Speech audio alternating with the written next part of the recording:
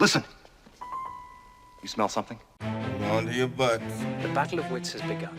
Take your Life, sicking paws off me, finds a way. damn dirty ape! Hello there. This is Sparta! You're a wizard. Yes, they deserve this. I hope they burn in hell. Take a big step back and literally Fuck your own face! Do or do not. There is no try. Beetlejuice. You ever dance with the devil in the bed? I'm your huckleberry. Beetlejuice. Thinking what I'm thinking. Hallelujah! Aim for the bushes. Holy shit! That doesn't make sense. I believe the common denominator of the universe is not Righteous. chaos, hostility, and murder. Yeah. Come on.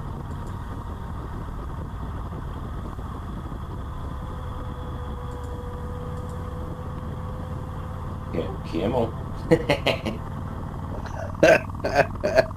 What is that? It's a Borderlands psychopath. Just call me Pretty Hambone. good. Got this. Can you hear me? Yeah. Yeah, a little muffled, but we can hear it. You got this at San Diego Comic-Con back in 2019. Noise. That's pretty cool. Badass. Well, why'd you take it off? Cause Oh, it's hideous. that's the real mask.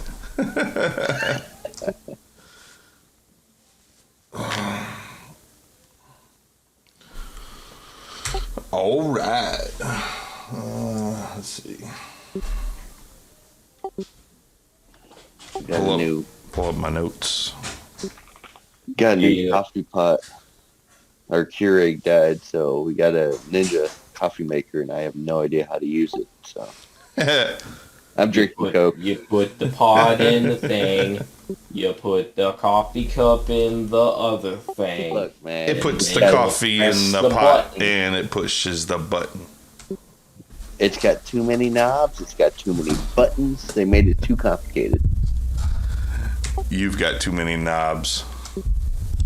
Well, Bam. Nice. Noise. was it though? Getting Was through it? them. Did you see them, Keith? Oh, yeah. Oh, the butt. It's the first two. 2 of 6. The boys are back in town, huh? Righteous. Righteous. All right. Keith, you want to kick it off today? Welcome to. Every time, motherfucker. Every Welcome to time. Pop Culture Kick, Well, where you get your kick to the head of pop culture news and other things. Oh man, we're gonna have to give him a cone of shame. You hit me up on Twitter at PCK_Keith. All right, I'm Nickzilla, and yes, this is Pop Culture Kick, the podcast where you get all your pop culture news, and that is Keith, who is the dunce of the class. I am on Twitter at PCK_Nickzilla. and I am Mark Becker. And that's who I am. And if you tuned in last week, you saw where Keith's cat lit his ass on fire. Or 2 weeks ago, because last week I was in Chicago. 2 weeks ago, yeah. And Mark is wearing a shirt with frogs fucking. I like the fighting soy boy better. Oh, that's the rainbow frog one, right? That he's got? Yeah, that's the gay frogs. Did you watch that episode? Dude, that YouTube channel was fucking great, man. It's brilliant, right? He's like, oh, this looks like a comment that I could start a flame war on. Let's do it. First off, I just want to say, fuck you in your opinion. Right. You sound like a little whiny bitch. Like, his shit was hilarious, dude. Did you see one of the episodes where the Viking King Skjolnir like takes over his body? No. Dude, you gotta keep watching them, man. I will. Yeah, I'm gonna keep going through them. Speaking of watching, last night I watched Black Phone with Ethan Hawke, the Blumhouse movie. Wait a minute. This sounds very familiar. Yeah, I think you talked. You can pull the trailer up if you want. Pull up that trailer. This is gonna be a trailer-heavy show since San Diego Comic-Con's going on. What was it, Black Phone? Yeah, Black Phone for all you visual listeners. Listen with your eyes. Shh. Don't look at me in that tone of voice. Do you smell something? Name that movie.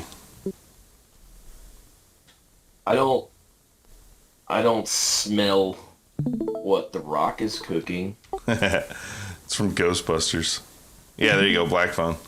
It's been forever since I saw One or it. two? Oh yeah, okay, Ethan Hawke. Just do the first one. I'll be home in the morning. Where you going? I'm staying over at Susie's tonight. What's new? The flyer. The paper's calling. Yeah, okay, yeah, I've seen this trailer. Dude, This looks really creepy. it was creepy. It was brutal. Like, there's a kid's, like, fight scene at the beginning of this movie that is just, like, Oh, what a loser. intense. Isn't that just peachy keen? You need some help? You see that? Would you hand me my hat? Yes, sir. I am a part-time magician. Are those black balloons in there? Would you like to see a magic trick? Is that a creepy rape van? Yeah. I mean, it doesn't say free candy, though. That's true. But Abracadabra is close enough. Yeah, being a part-time magician Part-time is magician, yeah. about as close as you're going to be able to get to being a pedophile without actually being Magicians just get to sniff and tickle legally. I'll scratch your face. like, I shall make your child disappear. It's fucked up. We never really did. Oh, creator of Sinister. That was a good movie. I like those. Yeah, well, look at the wall. It looks like the wall from Sinister. Right. Right, it looks like they reused the set from the original Saw movie. You know all our names? You're getting out of here.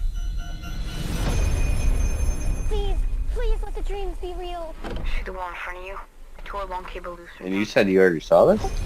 Yeah, it Combination lock. we The storm door. picked it up on Vudu last night. Okay, so it's February of this year. The tree, the door, the gate. I've never seen it before except in my That looks very sinister right there. With a camera. And the tree and all that. Yeah. You're gonna use a weapon. You raise the phone, step back, and swing. Look what you made me do. Please hurry. You remember what I told you? It takes place in 78. Someday is today, Finn.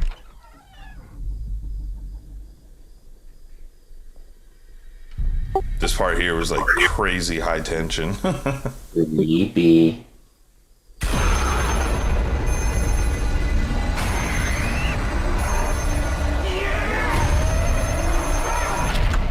Ethan Hawke is a bad guy. Dude, this movie was good. It was like brutal. Oh my god, nobody. The bus. That was a good movie too. Yeah, man, it just, holy shit, was that movie good. Impressive. It's one that delivered. Holy shit. That definitely looks like something I would watch. It was good, man. Good. It looks And I'm a big creepy fan of the as hell, Sinister movies, so it's got the same producer, director, whatever it was, and the same actor. Yeah, did you see, was it the new Conjuring 6 is coming? It's going, oh wait, no, not Conjuring. What's the other one? Out of Blumhouse. Oh, I don't know. Insidious. There's a new Insidious movie coming that's going back to the original 2 with the boy. or the second one or whatever. And that old lady, right?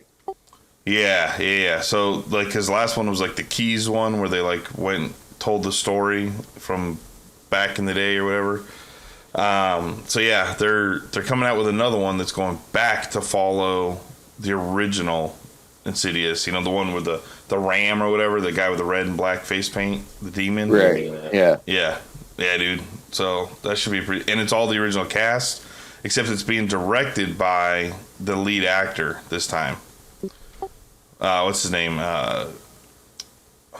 Is it Patrick Wilson? I think it's Patrick Wilson. The main guy. He's directing it. Word. Yeah. I don't know. I kind of lost it after the first two. Well, it's because they started going into other stories, right? You had the key, the skeleton key, or whatever it was called, and stuff like that, which were okay, but you know, the first two were the best. You said The Conjuring, though. That Jess and I watched that whole series in order the way it was meant to be watched. Epic. It's James Wan, right? James Wan did all those, actually. No, it was really good. Heck yeah. Yeah, Blumhouse makes some good stuff. You know, Blumhouse, A24. I think they did, was it Midsommar and Hereditary, right? Is that A24? I don't know. I don't know, but I can look up. Hey, Jen. What? A24, did they do Hereditary? Yeah. Jen confirmed it's A24. She loves A24. Like, all their movies have been like crazy and good. Hereditary, Midsommar. Last night we also. They're the ones that did X. Yeah. Yeah, they have a style, which you can tell. I fell asleep during it, so I missed the beginning or the middle of it. But we watched this movie called Lamb last night. Never heard of it. Holy shit! I mean, so I can make a joke about it. They're like in Iceland, and they are raising sheep and rams and lambs and all that good stuff. And what it is that dark forces come, and when one of the sheep give birth, it's like a human with a lamb's head. Let's just say I fell asleep, and when I woke up, I saw some crazy shit, and I'm like, "What the fuck am I watching?" What kind of Dark Willy Wonka is this? Oh man! Oh, I was like, "What the hell is that?" Because I missed like the whole middle part, so I was like, "What is this shit?" Humans and sheeps get together. Oh man! I was like, at first I thought the wife was gonna get mad at the husband for like fucking a sheep or something. But no. Why would the wife get mad at the husband for fucking the sheep? I mean, it keeps his hands off her. It gave birth to a human sheep hybrid. Oh man, it was crazy. I'm gonna rewatch it though. It's on what was like Peacock or one of those Showtime. Oh yeah, man. Shelby and I have been watching Cowboy Bebop, the original anime series. Hell yeah, Spike. Yeah, Spike and Jet Black and Faye and all them with little Ein, little corgi. Yeah, that's a good one, man. Yeah, it's a good show. Like I think we just got done with episode 13 last night, which is, what is it? Jupiter Jazz Part 1. So that's kind of left in an hangover or in a cliffhanger for that episode. I think that was like the first 2-part episode of the series so far. Is that the one where they're at the like space casino or something? No, but that one was a good one. This was the one where they This is the one where Spike goes down on his own down to Calypso because he heard the name Julia. Oh, so yeah. Okay. She's down there, and then he finds that Vicious is down there. I gotcha. Yeah. And then, like, yeah, at the end of the episode, he gets shot. So Spike's like, at the last shot of the episode is Spike laying down after that one other dude that was with Vicious shot his gun. I don't know if it actually shot him, but guess we'll find out in the next episode of Cowboy Bebop. So we've been enjoying that. Speaking of falling asleep, we're watching Stranger Things, and the finale of season 4, the last season, fell asleep right in the middle. Oh, bro. Woke up right to the credits. I was like, hey, that was a good show. Dang, you missed the fight. Yeah, so I'm going to have to rewatch that. I blame the couches, though. They're pretty comfortable. I watched, so last weekend, the reason I wasn't on is because I ended up going to G-Fest up in Chicago, which is the Godzilla convention, which was... Hell yeah, how was that? Epic. I forgot... Damn it, I didn't bring it. I got... It's not above the window right there? Oh, no, there's lots of them all over, but that's not what I was looking for. The other side. Oh, I know. But I've got like 100 of them right here. And in the glass case right behind me. No, I was looking for, I had original artwork done by Hiroshi. I can't ever pronounce his last name. He's a artist that's like designed like movie posters in Japan and stuff for Godzilla. And he was there, and I got some really cool artwork. I got one of Shin Godzilla. I don't have a Shin next to me. Oh, here's a Shin. There's a little Shin. Shin Godzilla. And then... Make sure you have a meeting. Yeah. Make sure you have a meeting about a meeting. And then I had a picture of Mechagodzilla from 74, the terror of Mechagodzilla, and Mothra fighting, which was pretty cool. Oh, nice. Yeah, it was pretty awesome. I got a picture of him drawing it and stuff. Hey, are you gonna come back to Texas for the Comic-Con in Dallas, I think? Which one? They just had one. Just saw a sign for it. It's like, hold on, let me Google. They have one in Houston going on right now, too. And then, of course, the San Diego Comic-Con. Yeah, I know San Diego's going on because that's where Aaron's at. My buddy Aaron, he's out in San Diego. Yeah.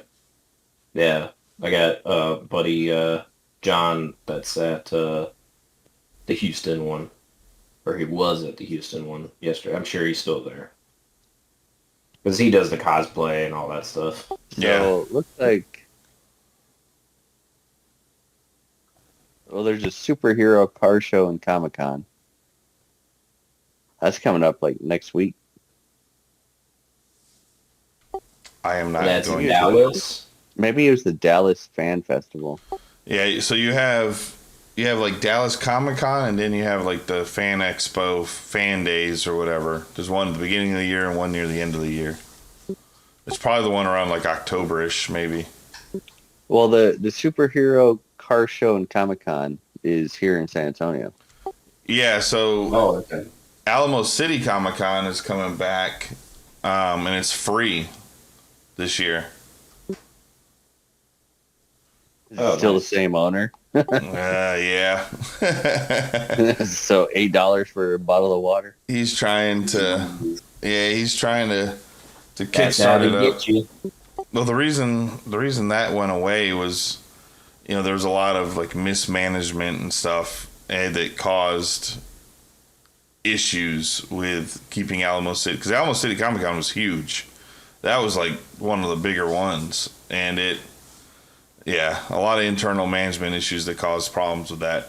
celebrities wouldn't come, weren't getting paid or something. So that sucks because that was a good show. Yeah. What was I gonna say? I think I had read something about that too. Did you guys see that new trailer for Prey? No. It's that we've watched one for that before. The Predator prequel. Yeah, we saw the teaser trailer, I believe. Yeah, we watched. And then we watched that quick one with the Native Americans. Yeah, and then we talked about it. So, a recap on that one, because I don't think Keith was in that show. I think it was just you and me, Mark, where we talked about it. But it was they actually filmed the movie twice in different languages. Yeah, they did the English, and they did the like Comanche or something. Comanche, yeah. Really, that's tribal languages. Then, yeah, I remember us talking about that. Yeah, so it's not a dub over. So what they did is they actually got the actors to speak Comanche, and then they went back and refilmed the same scene again with English. So when you watch this on Hulu, which we have the date, August 5th, so it's coming up. That's next week? We're end of next week, going into the week after. Yeah, this drops on August 5th on Hulu, and you'll be able to watch both sides. Look at the size of the calves on that dude. You ready? Hit it, man. Something out there. I've never seen anything like it. I'm not frightened by a bear. This is no bear.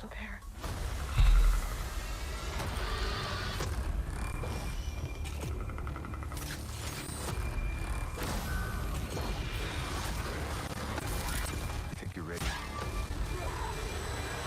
Prey, rated R, only on Hulu August 5th. Watch the full trailer online now. So, I thought that was the full trailer. I think this is the trailer. Why do you want to hunt? Because you all think that I can't. Yeah, hopefully this one's able to keep the same kind of tension as like the very first one. Yeah, me too. Like, we already know why they're here and everything. They're here to hunt people, but hopefully they do something with like this those last couple Predator movies weren't that great.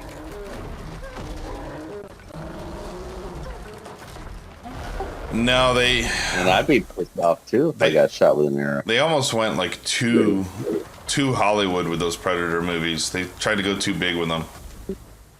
Yeah.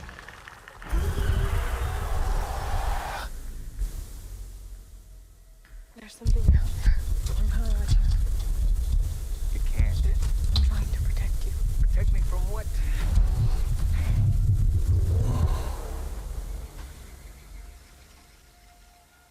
It's time. So it's kind of like the books. To hunt. Yeah, it's kind of like the books where the one girl, is it Mariko? I can't think of her name. She kills one of the predators, or no, one of the aliens in the Alien vs. Predator novels from years and years and years ago. And the predator bloods her, where he marks the clan tag into her forehead with the blood of the alien. Yeah. And then she goes off into space with them, hunting. I remember that, yeah. Yeah, those novels were badass.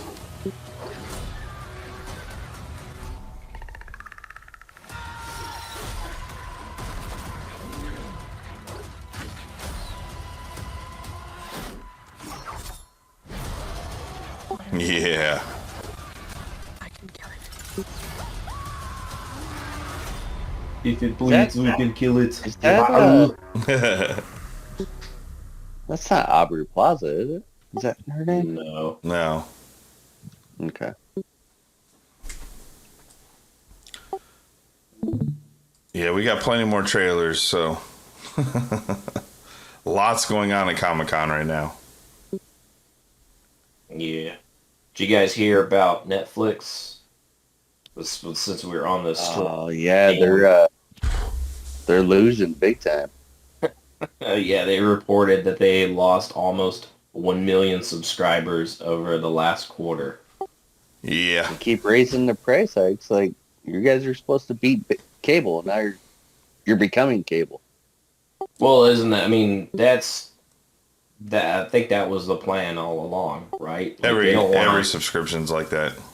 Yeah, they don't want to. They don't want to necessarily. They want to push cable out, but they want to push themselves into the market. They want to raise their market share, you know, while getting rid of, you know, cable TV's market share. I think a lot of the issue, well, I mean, a lot of it was the political side. You know, you had the Dave Chappelle thing that caused a lot of rifts and people to leave, employees and subscribers. But, you know, they're making this big push for all their content. So they don't want to keep paying the rights to keep licensing all these films and TV shows and movies and all that stuff. So they want all their originals, which cost money. I mean, they cost, you know, they're making the same scale of movies that are in theaters, you know, so they're spending $100 million on a movie. And it's hit or miss with some of them. I mean, you know, obviously Stranger Things, Squid Games, you know, these were like huge properties for them that were, you know, very popular and everything. But then you also had like the Resident Evil series, which didn't go over so well with fans. It didn't. No. Live action Cowboy Bebop. That's next on our list. Yeah, the live action Cowboy Bebop, which, you know, that one didn't go so well for fans. I heard that didn't capture the, I guess, the same feelings that the anime did. It didn't, but I mean, I liked it. I thought it was well done. But if you're a fan of the anime and you've watched the anime recently, unless you are, Mark and I were talking about this before, you know, it's like me, I love everything, man. You know, somebody put some blood, sweat, and tears into making it, I'm going to watch it and find something I like about it. You know, there may be things I don't like, but, you know, the problem is nerd fans are tough, man. And when you change things that they like, they get fucking pissed off and they don't watch it. And then they go sign a petition with like 800 million people. That's what nerds do. Yeah. So, you know, they changed things. They made their own story. I liked it. I thought it was good. But I can see why the beloved series didn't do well. Just like Ghost in the Shell movie didn't do well. Just like Death Note movie didn't do well. Like, these are all properties that have been around for a long time that, you know, Dragon Ball, you know, they made that Dragon Ball movie. Like, these are things that people love and have been loving for 20 years. You know, it's tough to bring something new and say, oh, hey, we took the characters that you like and just changed all the situations, you know, and made it live action. You know, it just doesn't do well sometimes. Yeah. Well, the other thing too, you know, to kind of piggyback on your point was like, you know, the nerd fans have an expectation, you know, when you do take one of those beloved properties. And to me, I think it's more really the fault of the fans than it is the showrunners and the, you know, the writers and stuff, because the fans are, you know, if it's too similar, if it's too much the same, like if you tell the exact same story as the anime, you know, they'll get pissed off. And then if you depart completely, you know, to a completely different, you know, storyline or something, if you stray a little bit too far, they'll get pissed off. There's never this like happy medium, you know, Goldilocks zone when it comes to remaking those series or you know, going from anime to live action. So Exactly. It really is the fans. It really is the kind of the fault of the fans for having too many expectations going in and not just allowing these writers and these showrunners to, you know, take that property and kind of just go with it. Yeah, I feel like I agree with that. You know, the fans, they're like, you better make it the same as the anime, but you better not make it exactly the same. They want the same feel. You know, it's like, you know, they gave Disney shit for the Cinderella movie, you know, because they changed scenes, or like Aladdin, right? Yeah. They added scenes and changed scenes. They gave him shit for that. But then they also gave him shit for, you know, Jon Favreau making Lion King shot for shot the same as the cartoon. And they're like, all you do is make a live action cartoon of the exact same thing. It's like, well, what did you expect? Like, it's the same. Right, y'all have been shitting on all these other movies for straying too far away. And exactly. And then they're just gonna shit on the next movie that just, like you said, does it fucking frame for frame the exact same movie. Yeah, and you can't win with these people. I will say the Lion King Broadway though. Spectacular. That was worth it. Nerd. Don't judge me. Theater nerd. I do want to go see Beetlejuice on Broadway though. Oh, what? I just heard. I'm gonna look that up. I haven't. It's been around. It's been around for a long time. Yeah, I haven't heard of it either. I have another Broadway thing, but we'll segue to that in a second. I want to finish on this. So, to me, like Resident Evil, right, was an okay series. I don't think it should have said the name Resident Evil because there wasn't enough Resident Evil stuff in it. It was a really good story. It was a good like sci-fi story. But if they're gonna take something like a video game or an anime or a book and adapt it, you know, we don't need to see Chris Redfield in the house again, you know, or in the mansion. We don't need to see the raccoon, because there's no Raccoon City in this one. It's new Raccoon City in South Africa. So basically, they made a new storyline. It's all new, whole new story. So that's what a lot of the games are doing, right? Like Village and all these other ones. Yeah, I know they had a game in Africa. They've got games all over. You know, they I think this is what they should have done, right? They create a whole new story, but the problem is this one pandered to a lot of the different things. So you had it had cloning, it had some zombies, a couple scenes with zombies, it had the lickers, it had the giant mutants, right? Stuff like that. You know, but it just, when you watch it, you can't help but looking at it and saying, okay, they're also checking all the boxes that everybody wants. Yeah. You've got the two moms, right, with the kid. You've got the dad with an Asian and a black girl. You know, you've got really, and the only white person is like the big bad guy, right? So it's they checking all the boxes. They go through and they check all the little boxes that are needed now, so you don't piss people off. Well, I think that's one of the things. Like, I think when you do piss people off, you're doing something right. Especially when it comes to, like, you know, those longtime fans.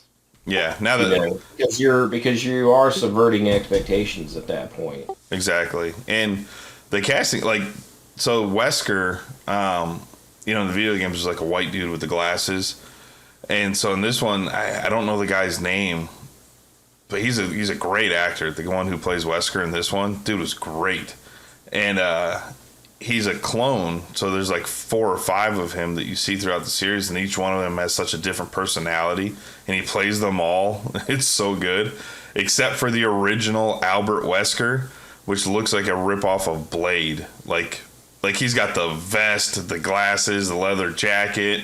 Like, I was just waiting for him to come in and just like snarl and show like a vampire tooth or something. Like, you know, it was crazy.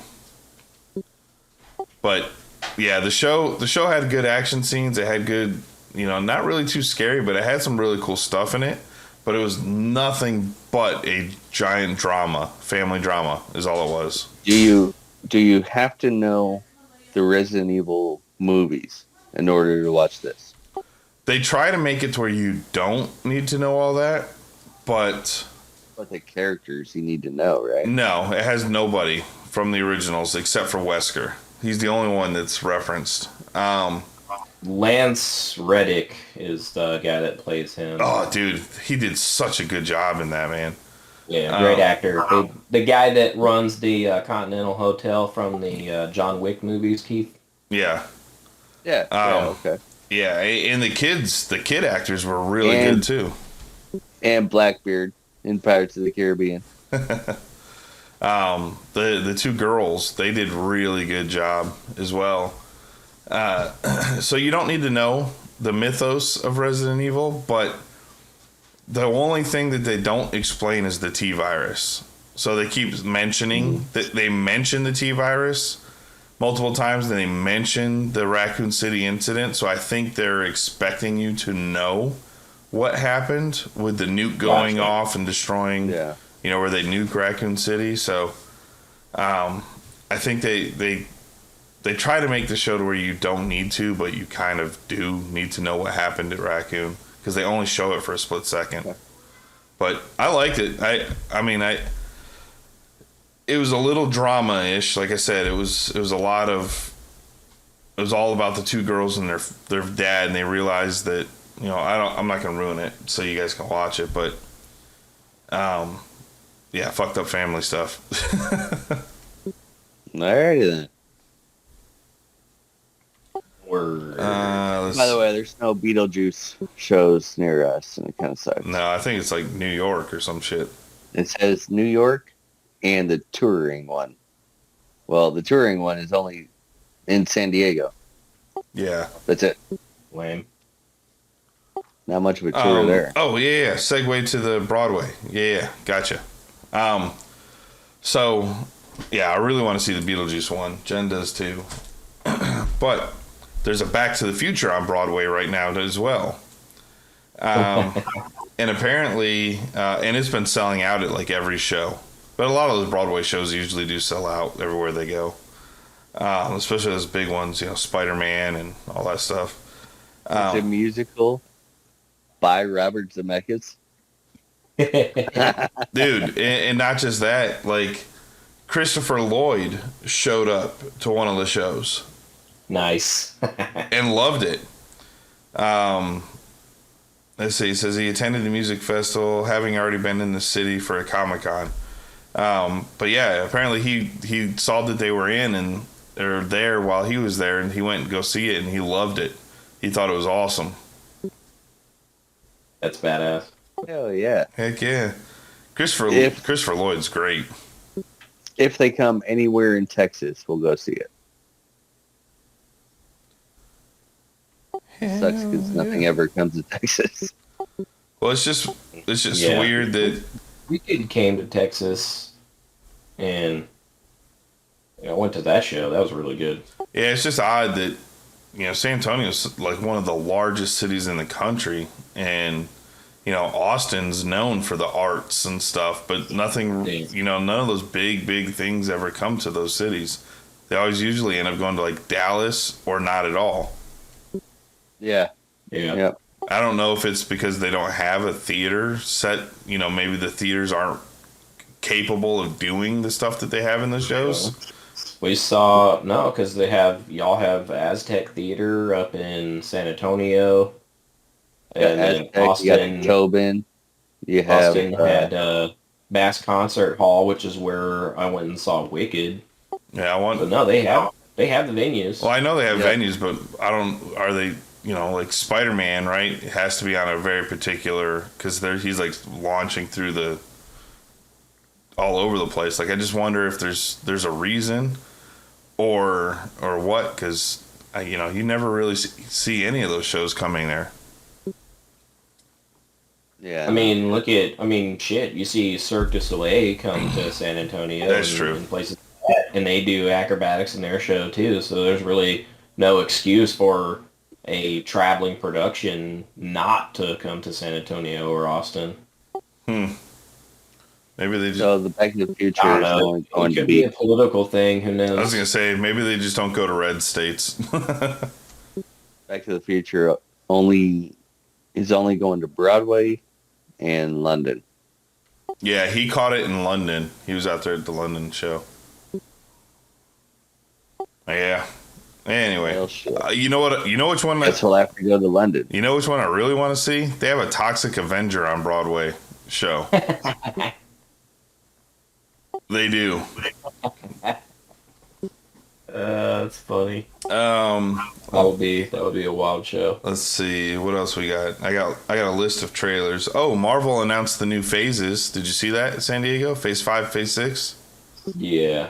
The multiverse saga. So you had the Infinity Saga was what, Phase 1 and 2. Yeah, and then you had then they announced also the Secret Wars. Yeah. So Phase 5. People are wondering when X-Men's going to jump in. You won't see X-Men for another 4 to 5 years. I think they said Phase 7 or something. Yeah, the end of Phase 6. And it's not called X-Men. It's called The Mutants or something like that. Yeah, it's the Mutant Saga. Yeah, so... well, they still gotta squeeze Deadpool 3 in there somewhere, though. Yeah, that'll be in Phase 6. So Phase 5 is Ant-Man and the Wasp, which is called the Multiverse Saga, Phase 5 and 6. So you have Ant-Man and the Wasp, Quantumania, Secret Invasion, Guardians of the Galaxy 3, Echo, which is, I believe, is Disney+, Loki Season 2, which is Disney+, Blade, Ironheart, which is a spin-off from Black Panther, Agatha, Coven of Chaos, Daredevil, Born Again, Captain America, The New World Order, which I think is also Disney+. I think that's following Falcon, where he became the Captain America in the TV show there. And then you have Thunderbolts, wrapping up Season 5 in July of 2025. Then you have Phase 6, which starts near the end of 2025, which starts with Fantastic Four, The Avengers, the Kang Dynasty, and Avengers Secret Wars. And then in that, they also had a bunch of to be announced stuff, which is like Deadpool 3, and some others that are going to be in there that are going to roll into Phase 7, which will be the Mutant Saga. And you'll have the Mutants, which is what they called the X-Men. So basically what you're saying is skip most of Phase 5. You could have skipped most of Phase 4 and Phase 5. Yeah, I mean, there's a lot of stuff in there that I don't give a shit about. No, and honestly, I didn't care about Falcon and the Winter Soldier. It was okay, but, again, that was an over-politicized, checkbox show. Winter Soldier was nothing but politics. Well, the Winter Soldier movie was awesome, but the TV show it got very heavy into it. It played a lot of that. Because that show came out when those riots were going on and all that stuff. Yeah. There was a Captain America movie that was, it wasn't even subtle. It was very obvious what they were trying to portray. Civil War? Is that it? Yeah, you're talking about Civil War. That's the one where Spider-Man comes in at the Battle of the Airport, where he's fighting Captain America versus Iron Man. And then you got Ant-Man. Huge ass giant man. Yeah, because Iron Man takes the side of big government, and then of course Captain America takes the side of probably it. Yeah, that one of liberty and freedom, and I mean freedom, for all. Yeah. So like you said, Mark, there was a lot of shows I didn't care. Now there is this Miss Marvel show that's on Disney Plus. I actually enjoy because it's I've heard good things. Oh man, the art style is great. The acting is really good. For a show, it's really good. It's about she's from India during the partition into Pakistan. Yeah. Pakistan. Yeah, when Pakistan kind of separated from India. Yeah, and all the families were ripped in half and got separated and all that. Yeah. So this goes into some really cool, stuff that, we've never heard of. that they don't really teach us in school.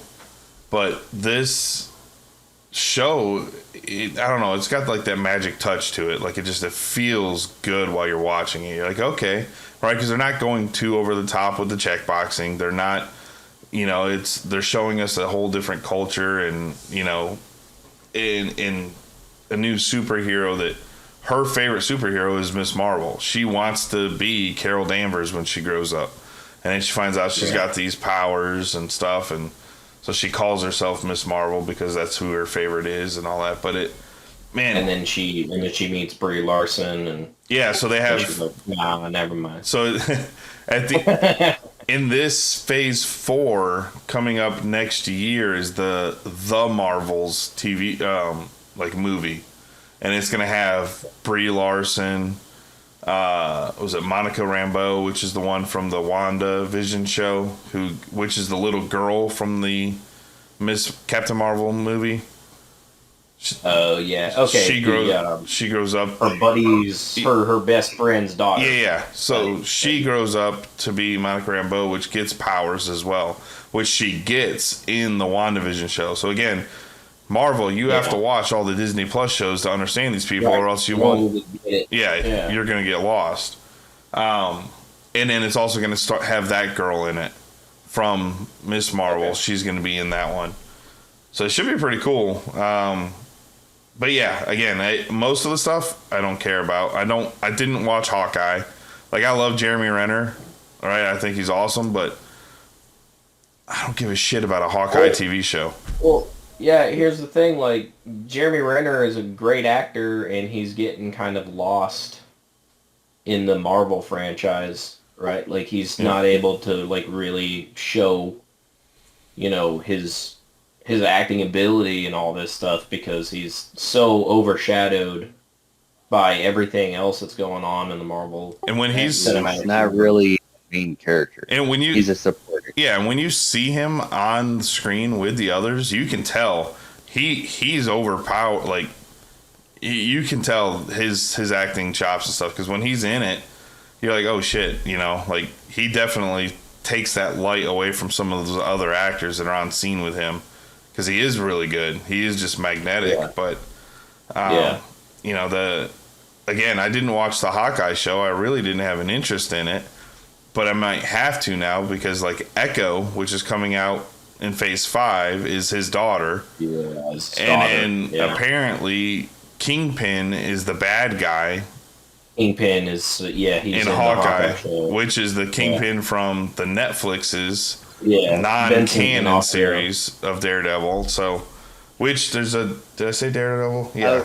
I will say it's very interesting how they intertwine all these different stories and all these different shows and movies. You know why it's working? Because Kevin Feige. You have one guy who's in charge of the entire grand scape of all of the stories, and he says, okay, you want to make a Hawkeye show? That's fine. Here's where you can play and place this person in this story. You want to go make a Falcon Winter Soldier? Perfect. If you're going to do that, then you're going to set this up for a movie that's going to take place in 2 years, or a TV show. So, dude's the mastermind. The dude is the mastermind, and he was a producer, right? You got someone who is literally, their job was to take 1,000 hours of film and put it together into a movie that's cohesive and builds a good story, right? This is what he did before all this. And then now he takes all of the Marvel toys and puts them in color order.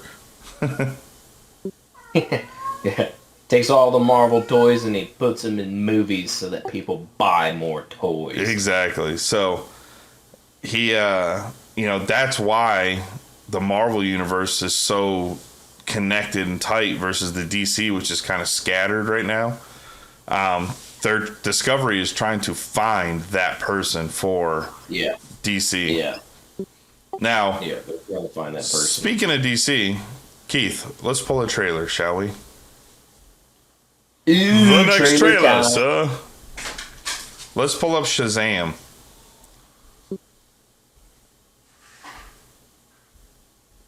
Oh, speaking of Shazam 2? Yeah. Did you, while he's pulling that up real quick, did you hear that The Rock got booed on stage? No. Where was this? For what? At San Diego Comic-Con. He was talking. Oh, wait. What, for Black Adam or what? So, there was a rumor going around that Henry Cavill was going to be at San Diego. And not for The Witcher. That it was going to be for Superman. And it didn't happen. And so, when he... Dwayne The Rock Johnson instead. Well, no. So The Rock was up on there taking questions from the guests and stuff on his panel there, and someone asked him, they're like, hey, pound for pound, Black Adam is probably one of the best ones to fight Superman because of how strong he is and his powers. And The Rock said, well, it really comes down to who's playing Superman, and that wasn't the answer people wanted. They wanted Henry Cavill to come out at that point, because that's what it's been leading up to, right? They've been wanting. I mean, Cavill's been playing Superman for almost 10 years, since 2013. Yeah. And all the fans want him back. He wants to come back. He loves it. He says he'll do it forever, because again, he's the leader of all of us nerds. We're not worthy. He's the prettiest of us nerds, but I really think that the reason we're not seeing him as Superman is, two things. One, they're trying to distance themselves from the Snyderverse, which is tough because they still have all these Snyderverse movies coming out. Aquaman 2's coming out, Black Adam's coming out, like Shazam. All of these are in that universe. So, if they're going to keep doing it this way, which is fine, just don't make team-up movies. Just keep making them individual movies. That's perfectly fine with me. You can have them reference, which you're about to see some stuff, but they can reference those characters, no problem. We just don't need a Justice League, Yeah, or you could bring one of the majors into, one of the other guys' movies to kind of help out with something. But of course, that's the problem that DC's had, and we've talked about this in the past, is too many plot lines going on in one movie. They were trying to build a giant universe too fast without laying the foundation of all those characters. And really, when it comes to DC, if it's not Batman, it's not selling, right? Right. Batman, including Avengers and all comic book properties, Batman's the most profitable of all of them. Everybody buys Batman stuff. So, it just they need someone in charge that can put everything into an organized. I just swallowed a hair. Nom nom nom nom. Got it. All right, can you go ahead and Go ahead and so that. Real quick, hold on. So have you guys seen the first Shazam? No. Yes. Okay. Yes. So Keith, how much these kids are super fanboys of Superman and Batman and Wonder Woman and all that. Okay. The Shazam movie is great, Mark. It was really good. Yeah. It doesn't take itself too seriously, right? Look at this goofball fucker right here on the screen, right? That's what I heard about it. I heard it was one of the good ones. Have you seen the trailer for the first one? Oh yeah. Okay. So that trailer showed it really well. Yeah. So go ahead and play this, so that they're super fanboys of comic book characters. I'm an idiot. I don't deserve these powers, if I'm being honest. What am I even contributing? He's already a superhero with a red suit, with a lightning. How do you miss a building? Aquaman is literally huge, and he's so manly. And Batman is so cool, and I'm just me. I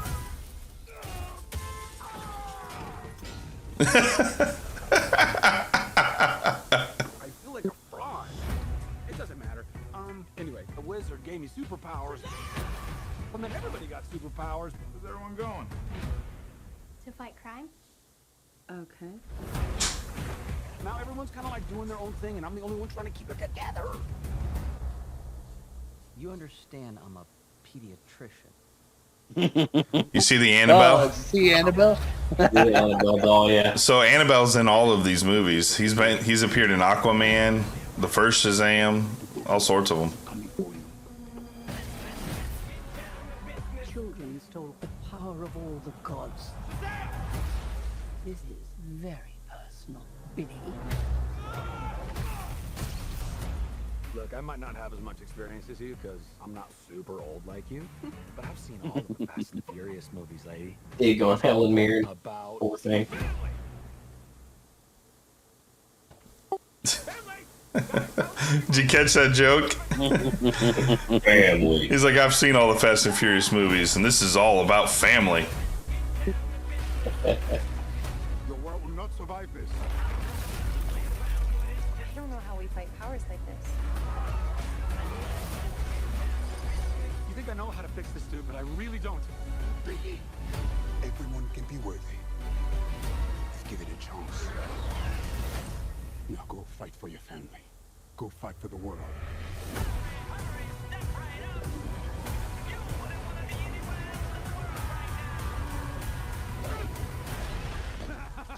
I just threw a truck at a dragon. I love my life. Alright, that joke seemed forced. Which one? Yeah. I just threw a truck at a dragon. Well, the kid's like a giant nerd, so like, I mean, even in the first movie, he did stuff like that. So yeah, Anyway, I'm still gonna go see it. Oh yeah, because the first one was great, man. I thought it did very, very well. Word. So it's about. Yeah, so, I'll have to go back and watch the first one. Yeah. So this what's this? The first? Oh, the new Black Adam one. Sweet. Wait, is that the sneak peek from the old Comic-Con? This was yesterday. Oh, Yesterday. all right. Yesterday. Yeah, drop it. Do it. Drippity drop that shit. Are not a gift. So I know nothing of Black Adam. Curse. Born out of rage. Oh, so he's like Darth Maul. Black Adam. You believe you are not worthy. But you have two paths. He's playing Dr. Fate. Yeah. You can be the destroyer of this world. Dr. Fate is You DC's can be its savior. Doctor Strange. The world needed a hero. But with everybody having lightning bolts, bro. It got me.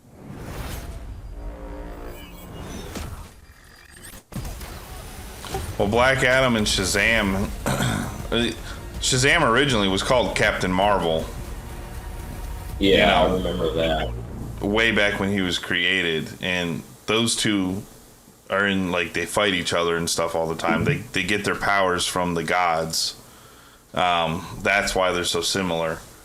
Actually, Shazam means like strength of Hercules. Like each one of the letters in Shazam means something. Like the power of Zeus. The speed of Mercury is the M. So Shazam actually means each of the gods that he gets his powers from. Which is why in that Shazam trailer, the daughters of Mars or whatever are coming to take the powers of the gods back from him. That's what all that is. S is the wisdom of Solomon. Solomon, yeah. The strength of Hercules, stamina of Atlas, the power of Zeus, the courage of Achilles, and hold on. Oh, so they're not just gods, there's also demigods too. Yeah. Hercules is a demigod, Achilles is a demigod. And in like the speed of Mercury or something like that. Speed of Mercury, yep. Yep. So, yeah, so those are like the daughters of Mars or something like that. So it's like Roman and Greek mythology, and they're coming to take the powers back because they were stolen from the gods by the wizard, you know, back in the time before time or whatever. The land before time.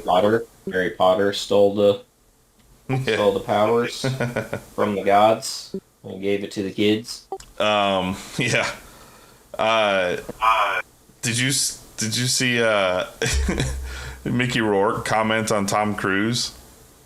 Oh yeah. Yeah, he's like, what a shit actor. Yeah. He does the same role for 20 years. Yeah, so Mickey Rourke commented on Top Gun, Maverick's success, and Mickey Rourke said, I got the quote here, "That doesn't mean shit to me. That guy's been doing the same effing part for 35 years." Well, Mickey Rourke also called Tom Cruise irrelevant, which I thought was like the pot calling the kettle black. Mickey Rourke, like how is Tom Cruise irrelevant? I mean, yeah, he may have been playing the same part for the past 20 years, but he's also got 2 other massive franchises, movie franchises out. And what has Mickey Rourke done lately? Whiplash and Iron Man 2. Yeah, and a lot of people kind of see Iron Man 2 as like the worst Iron Man of the trilogy. Yeah, Mickey Rourke, back when he was in like Harley Davidson and the Marlboro Man and stuff, he's a hater. Everyone looked at him. He was so different back then because he quit acting to go to like. Oh yeah, he hadn't started the boxing and got his face fucked up. Yeah, he went and did all that crazy Thai boxing or whatever and broke his face. Which is cute, but it's that's all well and good, but this is just kind of one of those things where it's like it's kind of interesting how like people in Hollywood think they're tough, think they're fucking think they're the shit, think they're fucking tough because they have like these ripped fucking bodies and all this shit, and then Mickey Rourke goes and does fucking Muay Thai boxing and shit like that, and he gets his fucking shit rocked. Yeah. For like 10 years, because when he came back, like in, I don't even think it was Iron Man, there was something else that came in, and I was like, who's that fucker? He looks familiar. And then you go back and see Harley Davidson and Marlboro Man, and he goes from pretty boy to looking like a boil on someone's foot. Right, yeah. I mean, and that's the thing, like, it's funny. It's very fucking funny that these guys and it's probably like California mentality, that Southern California mentality, like I'm a Hollywood kid, I can do whatever, and I'm fucking Superman, I can't be broken, and then they get to somewhere else and they start fucking with people, and they find out real quick how fucking tough they are. They get knocked down a few pegs. Well, that's all. But that being said, like I said, Mickey Rourke had said that Tom Cruise was irrelevant, and I mean, there you go. We can see the numbers at the box office. Yeah, Mickey Rourke is not making $100 million off of a movie. Tom Cruise is pulling in over $100 million payday from Maverick because that movie's made so much. He just made the most money he's ever made in his career off of one film in 2022. Exactly. So Mickey Rourke's just a hater. He's just hating. He wants it so bad. Well, and the rest of his quote there says, "I got no respect for that. I don't care about money or power. I care about when I watch Al Pacino or Christopher Walken working, or De Niro's early work, and Richard Harris's work, and Ray Winston's work. That's the kind of actors I want to be like. A lot of guys that try to stretch as actors, but again, Rourke will never hit a Christopher Walken or Al Pacino level. I'm sorry." No. You can't move your fucking face muscles there, sir. You can't. Right? How are you going to be able to emote? Look at guys like Ryan Gosling that they don't even have to say 2 fucking words. Gosling says nothing in his movie. Right. It's all body motion and body movements and the way he looks and the expressions. I mean, there's a bunch of actors that are like that are really good at being able to. Well, like we said earlier, like Jeremy Renner, when he's on screen with the rest of the Avengers, you can tell who has the acting chops and who doesn't, because most of them, are very just stone and just like staring off, and they don't have that that acting swagger that, you know, he does. Yeah, exactly. Well, that's the thing. It's like they have to be, you know, you have to be present in the moment. To be a good actor, you have to be present in the moment, not just by knowing your lines and all this shit, but you also have to be present in the moment to react off of what the other people are saying and stuff like that too. So, yeah. Exactly. And you can tell, you know, when, to me, one of the big things you can see or tell how good an actor is doing if they're actually in character and playing and being that character versus just playing pretend is look when they laugh or when they you know, something like that happens, you know, the smiles, the stuff like that, because you can tell a forced smile versus a genuine, and you know, exactly. You see that, like, a smile is all in the eyes. It's not in what you're doing with your mouth. You can easily, anybody can curl their mouth up like that. It's all in the eyes, right? And it's like, are they present in that moment? Exactly. And is that a genuine reaction to what that other character is saying or doing, or what is supposed to be going on? Like Amber Heard when the dog stepped on a bee. Like, you can tell, you know, she is not a good actress. She does not have, you know, that was her time to shine and show the world how dramatic she could get. And even in the like darkest, most worst time of her life, she couldn't even recreate, you know, that with emotion.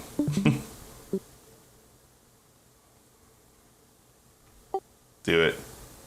And there would be a blow up. And at first it was just to throw something, smash some things. Hold on. Let's just smash stuff. Apparently it's not that one. That's what it started with. My dog stepped on a bee. It was just a kind of a surreal experience, and you know, it just went away. You know, that just got fixed. We walked out of the trailer at some point. My dog stepped on a bee. We went to the vet. Vacation. We actually went to another location after. Like what? Yeah, what was that face? My dog stepped on a bee. We went to the vet.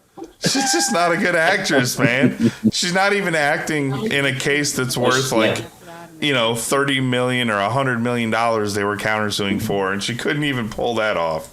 Like, come on. Oh my god. She will always, her best role will be the zombie in Zombieland. The chick from 23B or whatever that he just wants to brush the hair over the ear on.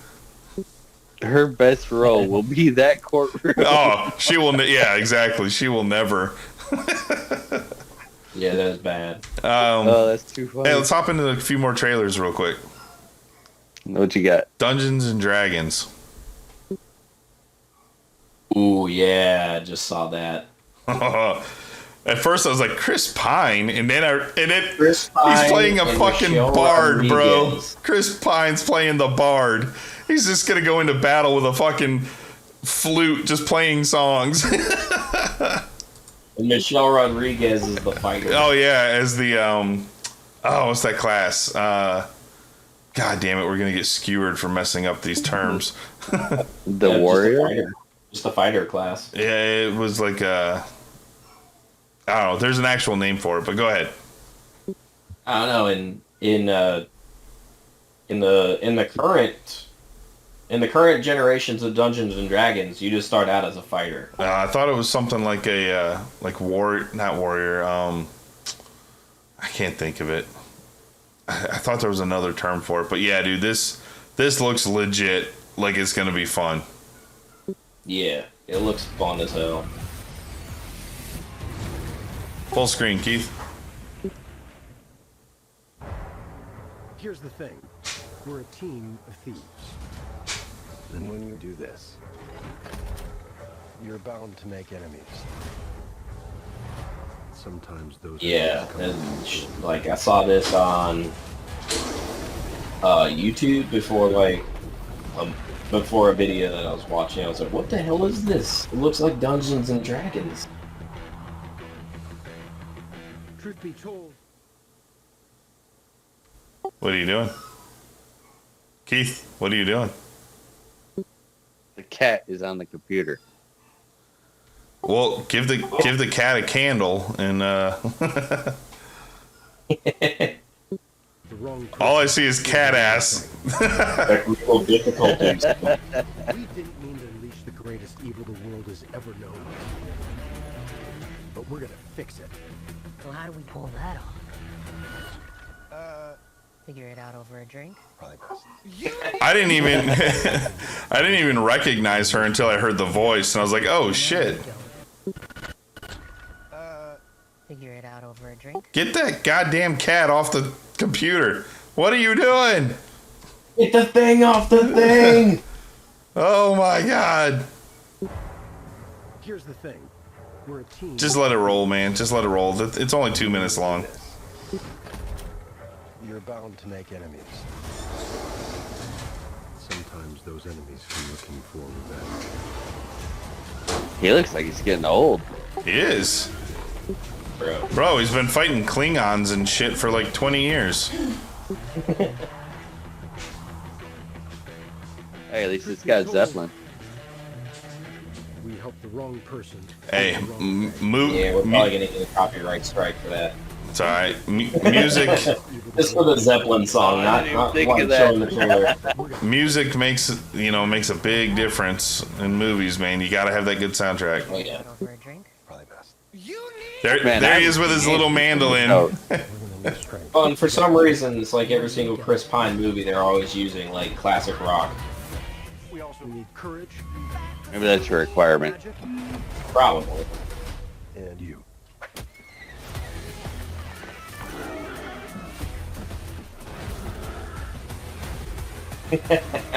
What is that again? It's an owl bear. Owl bear. It's an owl bear. Be warned. There is evil here. I'm glad he's on our side.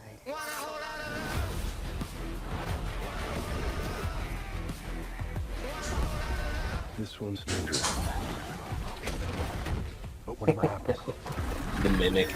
Oh, the gel cube where people dissolve inside of it. Yeah.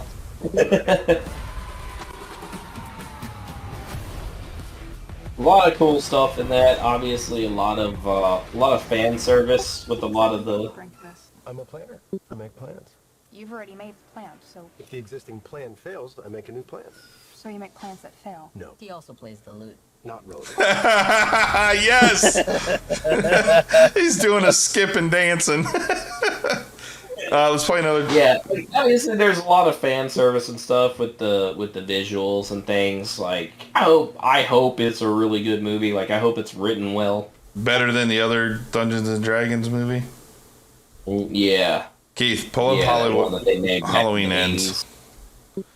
Yeah, I remember going to Rolling Oaks Mall when they had the movie theater in there and watching Dungeons and Dragons with Eric, the drummer. Yeah. I just remember the game room with all the Xboxes. Oh yeah. They'd lock us in the mall. All right. So this is the ending of the Blumhouse Halloween trilogy that started with Halloween, then Halloween Kills, and then this is Halloween Ends. And it's the end of the saga. So this is the last, like, Laurie Strode, Jamie Lee Curtis movie for Halloween. I want another Rob Zombie. But anyway, hold on. Before that, when's the last time you saw Michelle Rodriguez in anything? Fast and Furious. Exactly. Family. Yeah.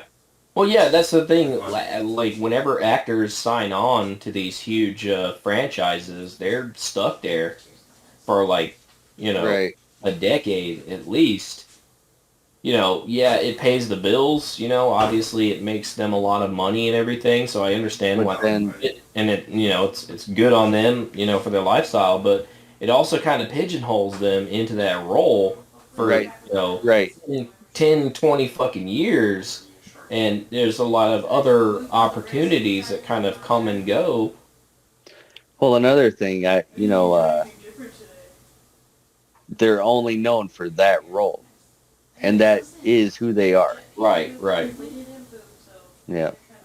Yeah, and that can also be a detriment to them because you have those fans that can't distinguish the actor from the role, so they just get like we had talked about in the previous podcast, where people are blaming the actors for this character being a certain way or doing something or saying something and all this, and it's like, no, like I'm just the guy playing the role. I'm not the writer, I'm not the writer, I'm not the producer and the director, I'm just I just regurgitate what they give me. Yeah. Yeah. Exactly. So that's another thing that can affect them, in those big franchises, being signed on for X amount of films and whatever, playing that character, and that's probably one of the other reasons why Dwayne Johnson got out of the Fast and Furious. Not only the toxic kind of environment that was going on there with Vin Diesel and company, and we talked about that on a previous podcast too. So don't have to really go that far. The director left too recently. Who? Yeah, the guy who's made like Fast and Furious 3 and up. Lin, yeah. The only thing I know Michelle Rodriguez from is the first Resident Evil and Fast and Furious. Oh, she's been in a lot of stuff. Yeah, she's been in a ton of stuff. That's all I know. She started out because she's Robert Rodriguez's cousin, I think. So she was like... Look, just because they're Hispanic and have the last name Rodriguez does not mean they're cousins. Look, I went and got the Godzilla things. Check this out.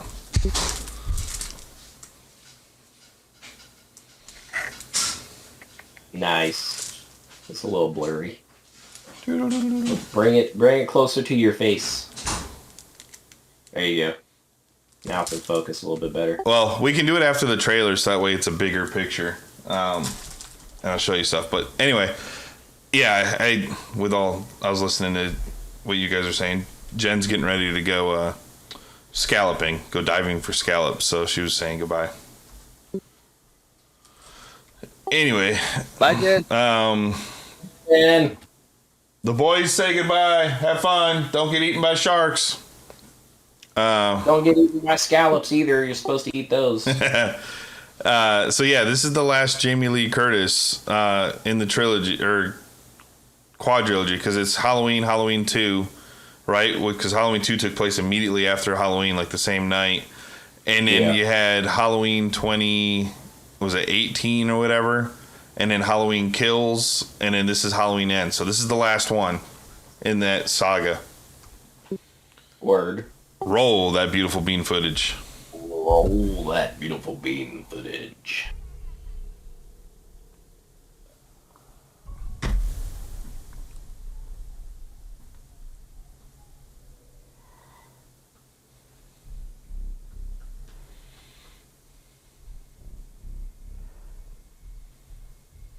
I want another Rob Zombie one. It ain't gonna happen. He's got a lot on his plate right now. Yeah. We got this tour coming up with Mudbane. Come on, motherfucker! All she had to do was pull the trigger and boom, movie's over. Roll credit. You know that's not how it works. Michael's got to kill her finally. Come and get me, motherfucker.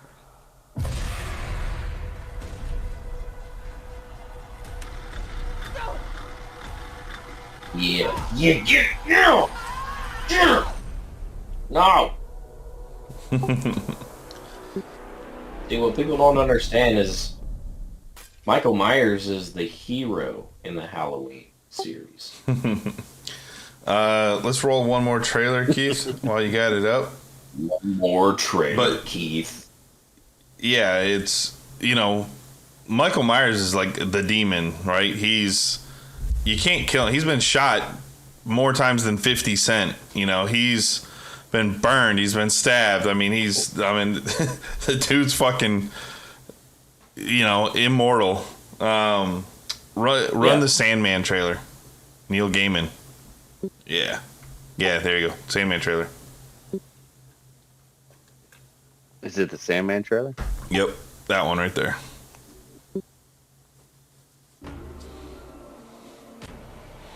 Okay, so I didn't read the comic books. I don't really know too much about the Sandman. I didn't read the books either. It's on my list to read, but it's beloved.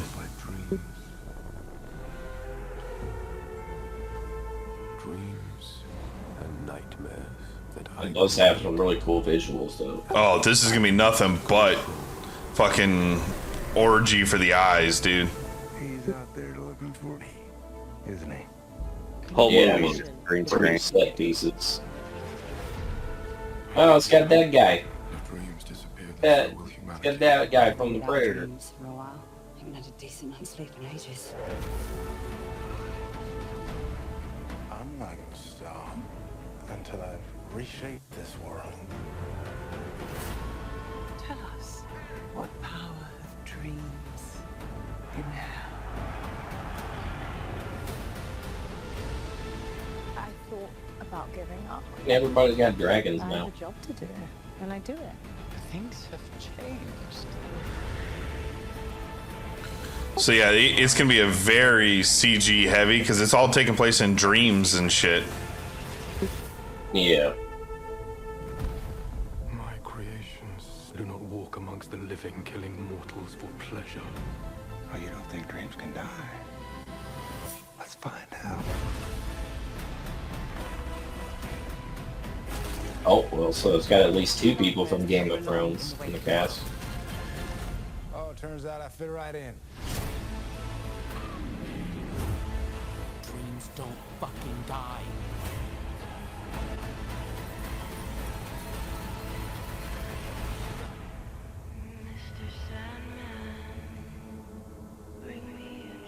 Oh yeah, dude. I'm hyped for this shit. It comes out the same day as Predator. Or Prey. Interesting. Yeah. Looks good, right? I mean, it's Neil Gaiman, man. So Neil Gaiman makes some crazy shit, dude. Yeah. You know, That was pretty good. I've read several Neil Gaiman stories. Honestly, I'm not a huge fan of the way he writes. They're very tough for me to get into, but the visuals and the worlds that he creates in those stories, I'm just like, fuck, man, it's so good. Like, that's what keeps me reading it, is I don't like his style, but the worlds that he creates, man, is just fucking crazy. Here's those pictures. So this is Shin Godzilla. Right, he's got his mouth wide open doing the blast. Yeah. He's actually standing. Hold on.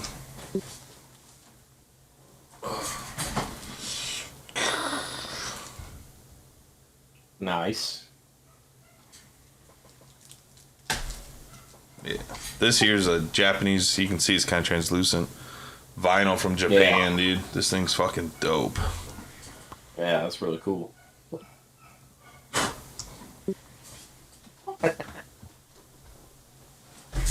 Gotta put that fire out. Yeah, I was blowing a piece of fur off of him. And then this is the Mecha Godzilla fighting Mothra, dude. Mothra. Fuck nice. yeah. This fucking epic. Sick. So his name is Hiroshi Kanatani. So I got like the art of like that's okay. He's got original characters. He does comic books and stuff. Dude was super cool. We actually were at the airport at the same time and we were just talking about shit. He was on his way to San Diego.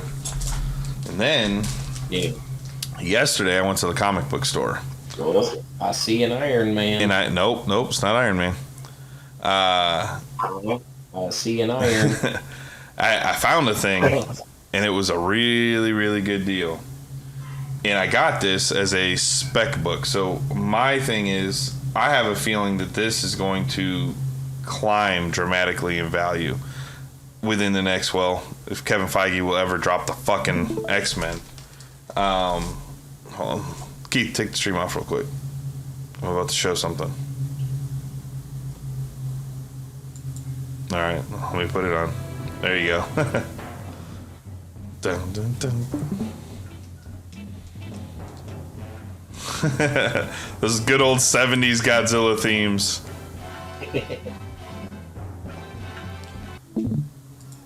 Dun, dun, dun. So, this is a copy of Iron Fist 14, which is the very first appearance of Victor Creed Sabretooth. This is where he very first came into comic books. It's a 6.5. I'm going to clean it. I'm going to crack it, clean it, press it, and resubmit for a higher score, higher grade, because it can be pressed and cleaned. But yeah, so I got this for like $200. This graded at a 6.5. 6.5? This is a $600 book at 6.5. Oh, okay. Yeah. It's kind of worth it. Then. Exactly. Yeah, I could sell this on eBay right now for like $600. But if I clean it, press it, regrade it, and get like an 8 out of it, then we're talking about almost $1,000 book. And one more, dude. So I'm looking at Godzilla shit on YouTube, and the Godzilla versus Mechagodzilla in last year's movie. Oh yeah. They put it to the 1974 theme, and it fits perfectly. So this is my Hedorah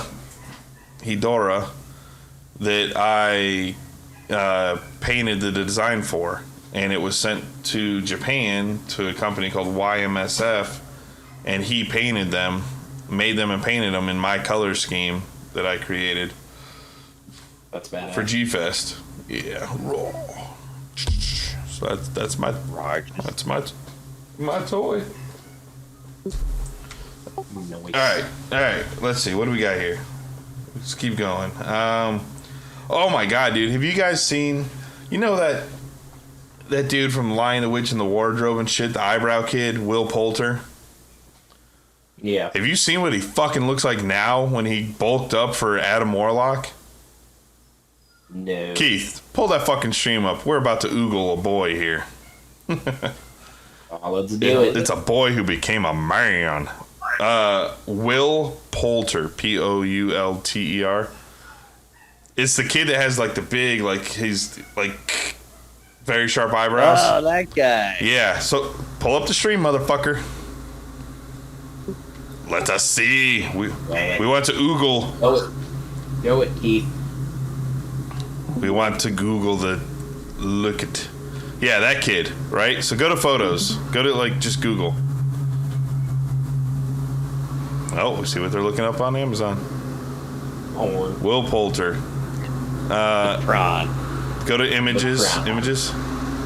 So it's this kid here, right? He's been in a lot of stuff. You'll recognize him. But go up to the right, top right, up. Yep. So it's that kid from like We Are the Millers and shit. Yeah. And so like in the course of like a year, this dude like put on probably 50 pounds of muscle alone. Like it was a massive like blow up. When he got cast in this role, everyone's like, really? The eyebrow kid? And then and there's other photos like they just came out from San Diego that was like crazy. And I'm trying to remember where I saw that photo from. There you go. Go to images. So they cast him as top right. There it is. That's from the panel. Top right. Yep. I was like, holy shit! Look at the guns on this kid. This dude like bulked the fuck up, bro. And because he's like I saw somewhere where he was talking about he didn't want to wear foam to make it look like he was muscular because his body didn't match. So he straight up has been nonstop just like pumping for the last 2 years since he was cast as Adam Warlock secretly, and he's just been getting his body in shape, and I'm just like, holy shit, like that's like what The Rock said, right? The Rock did the same thing. He's like, I'm not wearing no fucking pads in my superhero suit. Most every actor has to, right? They don't have those sculpted muscles and shit. And this kid was like, hell no, I ain't wearing that. I'm going all natural. So I thought that was impressive, man. Like that's like Christian Bale, right? Christian Bale does that shit too. Yeah, but he goes from he'll bulk up. He goes from like down.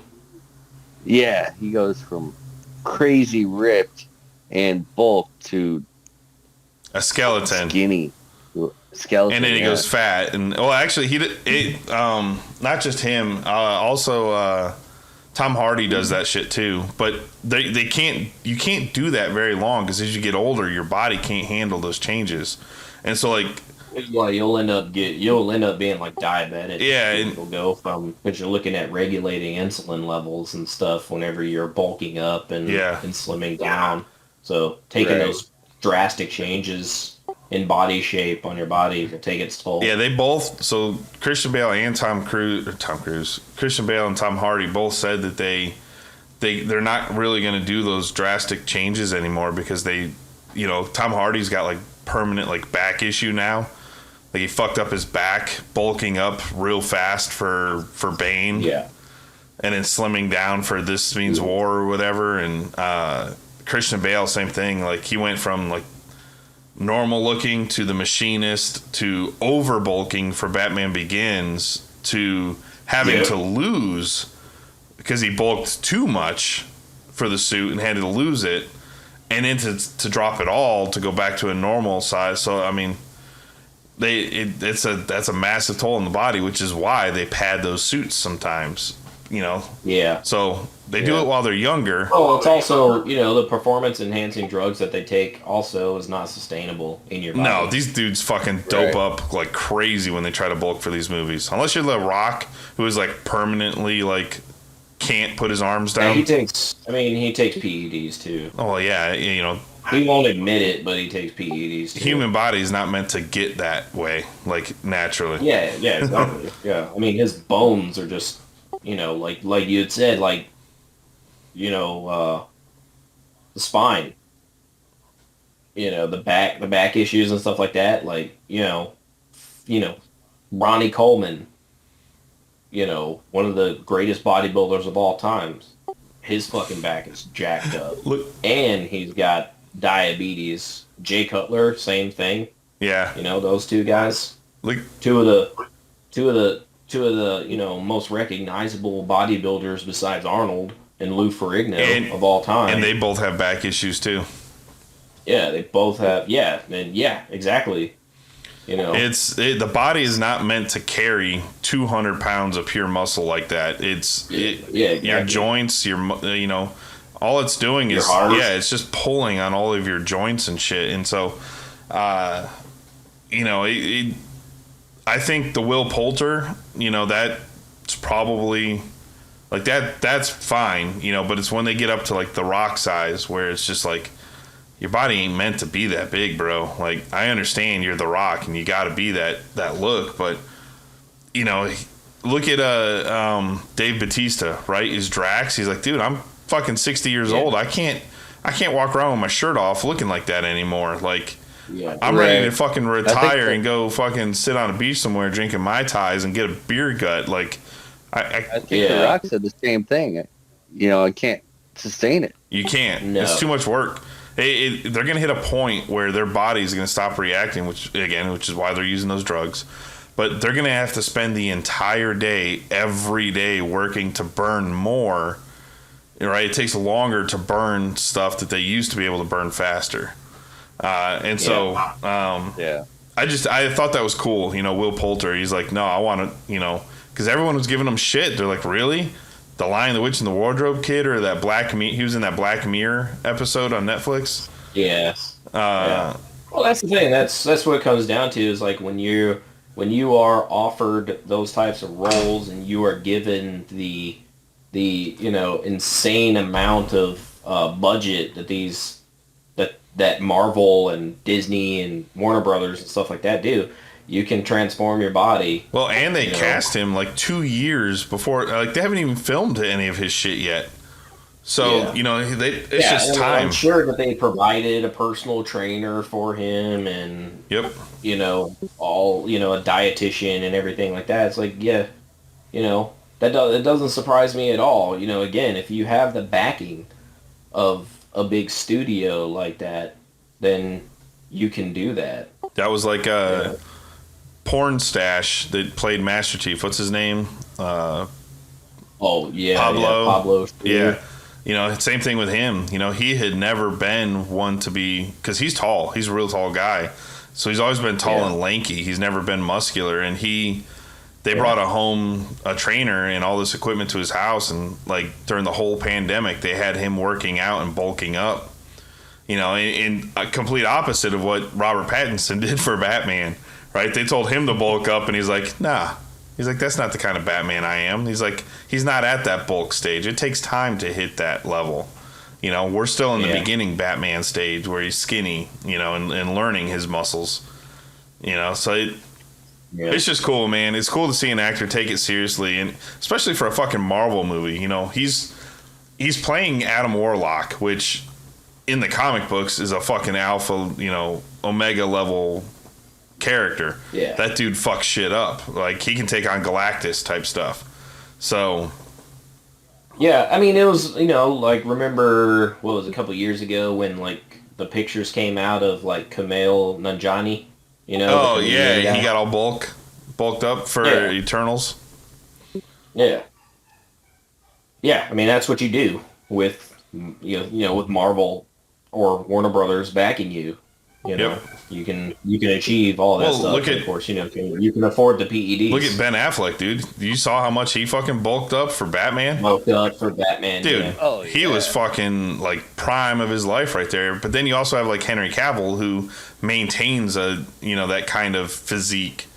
Some people just and that's the thing. Like a lot of people that I've been seeing, talking about, are they natty? Are they not? A lot of people see Henry Cavill, like he's there wasn't a point during his early acting career where he was like super skinny, and then all of a sudden, like a year later, he was like super bulky. Right, because when he was in the Immortals, he was still a big dude. He was cut, but he wasn't like massively cut. Right, he was he was in prime shape. Right, that was more athletic versus muscular. But even then, I mean, nobody knew who he was and shit. But he took that shit seriously, and he got cut because he's like, "Oh wait, I'm gonna have to take my shirt off for this. let me get down to something, Not to the extreme of like Zac Efron abs where you can like clean your clothes on them and shit, but Right. Well, yeah, that's the thing. Even the type of cutting that Henry Cavill does, like. Yeah, he does. He has said that he does the dehydration stuff for like some of the scenes where he has he'll do that for the scenes where he has to take his shirt off, so that way the skin's nice and tight. Yeah, but other than that, it's like his body type itself is not anything. He's bulky, he's big, but he's not like it's not like. Yeah, like you said, Zac Efron level or Dwayne The Rock Johnson level, where he's not only is he bulky, but he's also super cut, which is normally how that happens. Your body can't do that. That's physiologically not possible. Yeah, normally you look at these like big bodybuilders that do like the heavy stuff. They look like they're fat because it's just solid muscle. They are not cut, or... Well, when you look at powerlifters, powerlifters, they're big and bulky, but they're not cut. Exactly. They're, they look, like you said, they look fat. Look at linemen in football. Exactly. It's one or the other. You're either gonna build the muscle mass and have the power, or you're going to be cut and look like you have power, but you really aren't, or you're going to be fucking hungry all day, dehydrated. Or you're The Rock, in the middle. Yeah. Or your Arnold in his prime. Exactly. You know, and it's, you know, those guys, you know, they're even like Arnold, you know, when you look at like bench pressing and the amount of weights they lift, it's not a heavy amount. It's more about the reps to keep that form versus. But it's all about the pump. It's Yeah. all about the blood. It's all about the blood getting into the muscle tissue. We got into like muscle talk here, but Muscle talk. Again, you know, it's back to looking at. It's cool to see an actor that does it and does it right. Like, you know, Henry Cavill, he maintains a constant healthy level all the way through, and we're not seeing those massive jumps and drops like Christian Bale, which was fucking amazing and jaw dropping to see. You know, but it's not healthy for him to do that. But yeah, exactly. But anybody that's into fitness is gonna look at that and they're gonna be like, dude, no, that's gonna take its toll, man. Yeah, that's hurting him. Like watching Tom Hardy, where he focused on his back so heavily to have that specific look for the movie that, you know, now he's damaged his back. Well, yeah, and like I said, like Ronnie Coleman, like a couple of his vertebrae are like fused together now. Yeah. Oh, speaking of vertebrae, Jen, we're getting ready to schedule Jen's surgery from that car accident. From the accident. Yeah, so they're gonna go in through the neck to her spine and put in a spacer in her spine to get them off of each other. Yeah. So we'll get that going. I hope that goes well. Yeah, I think her mom's gonna come out and she's gonna have a couple of weeks of like a neck brace, not really be able to move too much. So yeah, she'll be like Michael Keaton. Yeah. In Batman. Oh, did you see? Speaking of Michael Keaton, did you see that Batgirl is going to the theaters now? No, we didn't hear about that. So they filmed this Batgirl movie, which was supposed to be like the Batman Beyond, but with Michael Keaton. And when Discovery bought Warner Brothers and the DC and all that stuff, they made a decision that says any movie over like $70 million in production is not going to HBO Max first. It's going to theaters. They're going to try to recoup that money. So now, so now this one, which is it's got Michael Keaton's Batman in it. It's got I can't remember her name who plays Batgirl, but she looks good as Batgirl. And then it's got Brendan Fraser as the bad guy, as Firefly.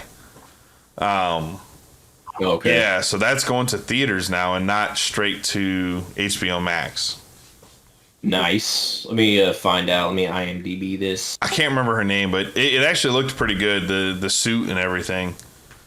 It's from the newer comics outfit.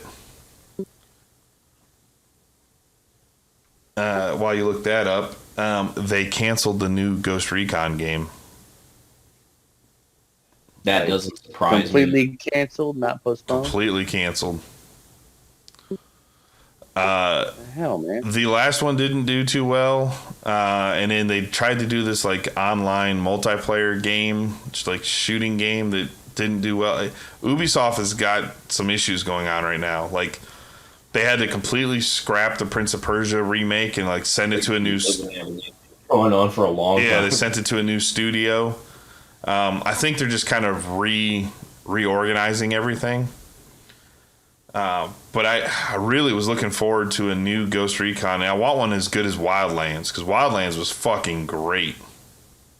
Yeah, it was pretty good. Yeah, Wildlands was good. So Leslie Grace. There you go. Yeah. Is the Barbara Gordon. Okay. Yeah. She looks good as Batgirl in the outfit. And J.K. Simmons plays Commissioner Gordon. Which is the Ben Affleck Commissioner Gordon. Yeah. So it's a mix. So we've got this Flash movie coming that we don't know what's going to happen. I have a feeling we're going to get a reset from this Flash movie. I have a feeling that it's going to reset the Snyderverse a little bit. Yeah. Well, with Ezra Miller out, you know, they got to do something. Yeah, because they were paying big money to have Ezra Miller is the Flash. That was going to be their new Ezra Miller and Michael Keaton were going to be the new two that like went between the movies to connect everything. And now they're having to redo the whole thing, which is why they need their version of Kevin Feige. And did you know that? So I was watching Kevin Smith's podcast from San Diego Comic-Con yesterday, and he said that back in the 90s, after he did Clerks and stuff, before he did Dogma, he was actually approached by them to be that person for DC.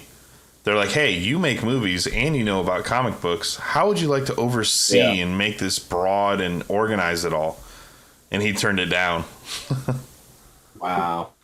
Well, he was a new young director, right? He was about to make Dogma. He was about to make. He just did Mallrats, like, you know. So it was all sorts of, you know. He was just starting. Well, I mean, he's obviously successful without them. You know. Yeah. I think he has the career that he wanted. Exactly. You know, he says it all the time. He's like, I'm a director and I have no fucking clue how they make those Marvel movies. He's like, I don't have the vision for that.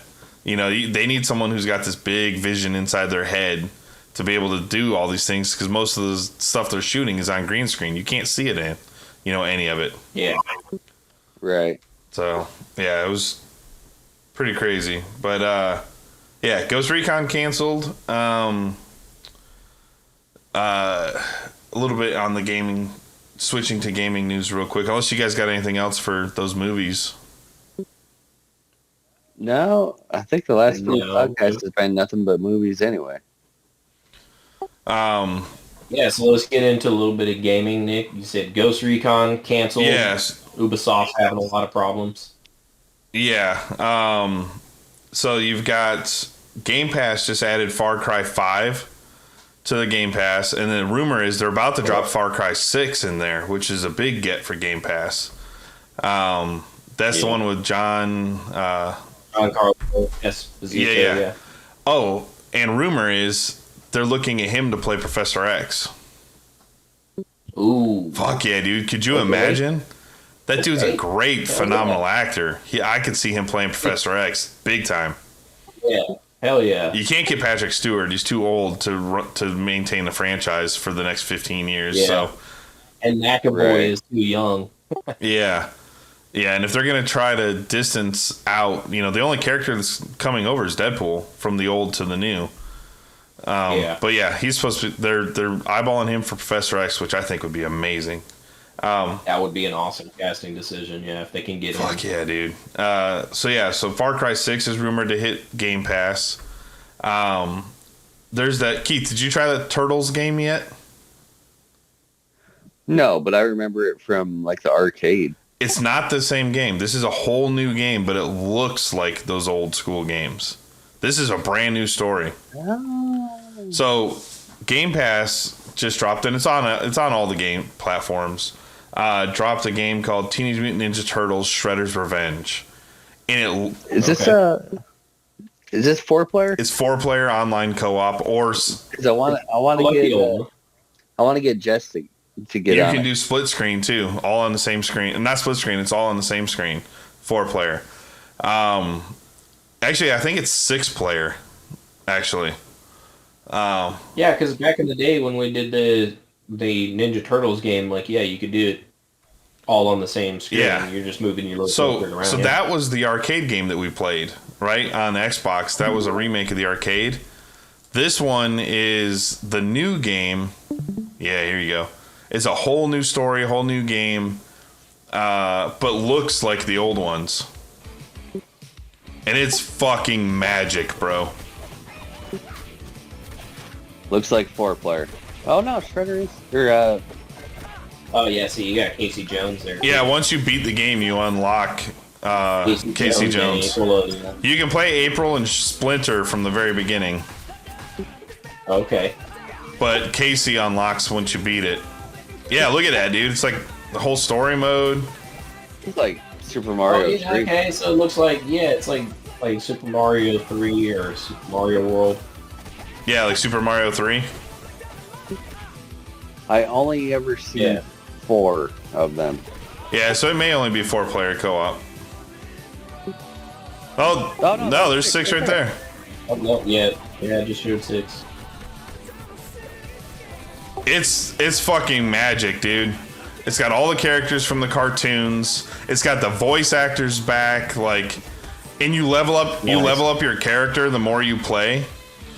So yeah, so little RPG elements. Too. Yeah, so you start unlocking new moves and new power moves and shit. Like, it's fucking good, bro. It's so good, and I've got it downloaded. I've been playing. Keith, you don't have Game Pass, Mark, but you know it's. No, I don't. It's such a good fucking game. I don't imagine it's very expensive, but it's a good game, man. And you know, any listeners that are listening want to play, dude, I am so down to play that because it's good.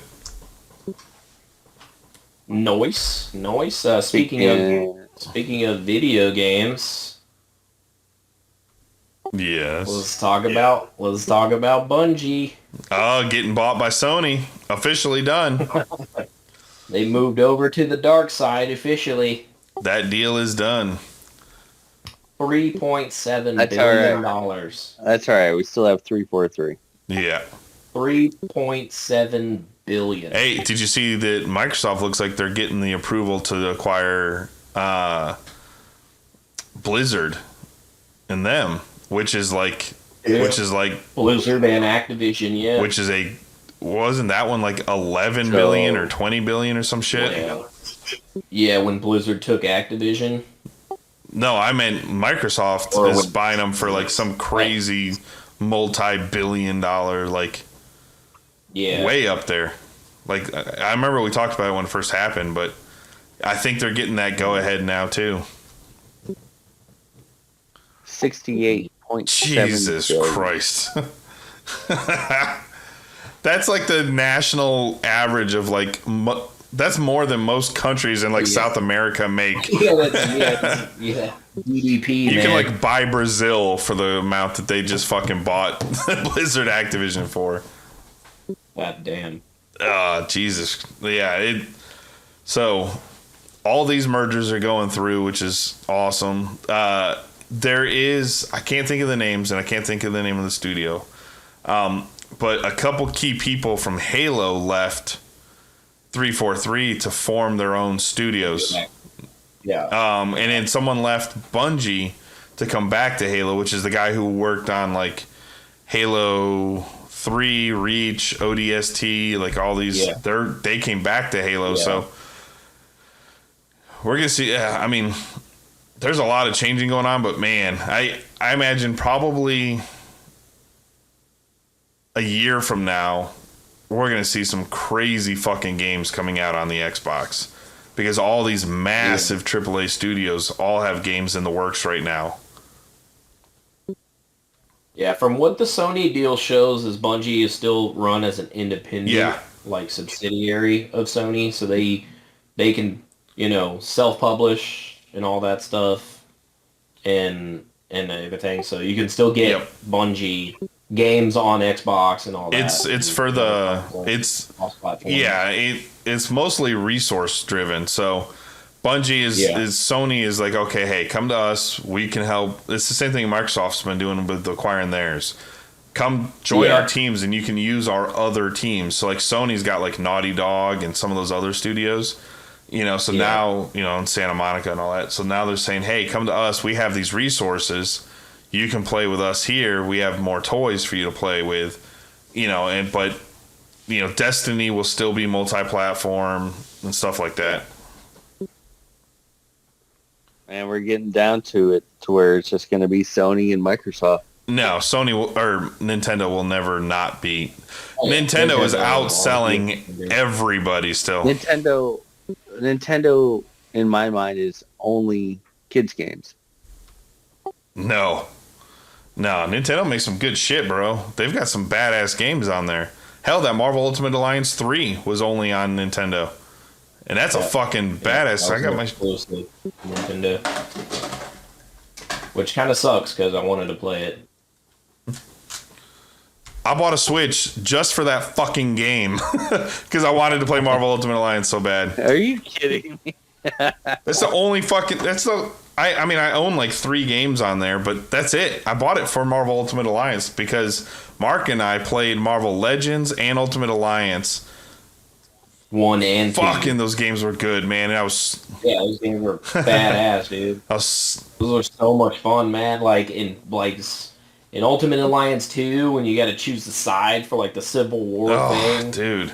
Man, that's such good like game writing, and like the first one where you're just going through all the different types of worlds in the Marvel universe, like dude, so good, man. Like, dude, that shit was so fucking fun. Yeah, it's. I'm watching the storyline was great, even in Marvel Ultimate Alliance. The original one is so. The good. X-Men Legends ones were great, you know, because it was all just X-Men.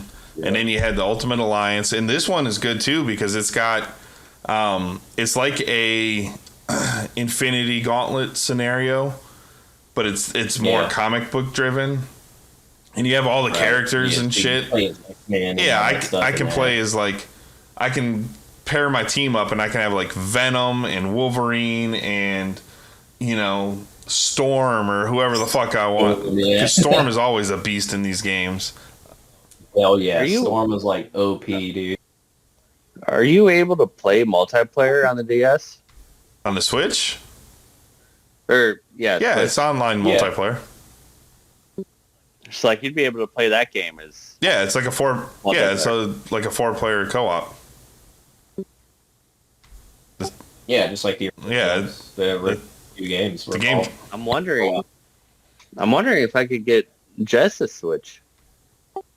Like buy her a Switch?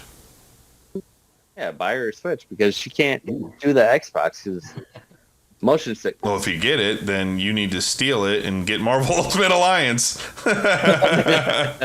Target's got them in stock, bro. Like, Switches are. It's like $200 for a Switch. Yeah, and I do everything. I do everything digital. I put like a 500 gig or a 256 gig memory card inside of it, and I just download games to it. I got a bunch in there, but I just watched the trailer for. I got one more thing, and then we can wrap up. That's what you and I talked about, Mark. With I read a thing. I read a badass comic book. Nick Carey. Oh, dude, I read this entire series in like 2 days, 3 days. So, I read, it's Batman the White Knight. It's a Black Label book, and then Curse of the White Knight, which is the sequel.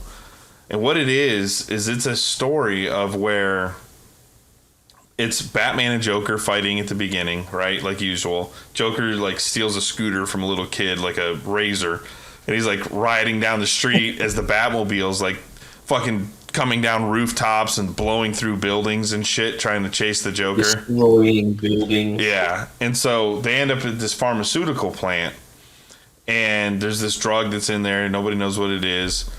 And Batman gets pissed off at the Joker and starts like force feeding fucking pills to the Joker.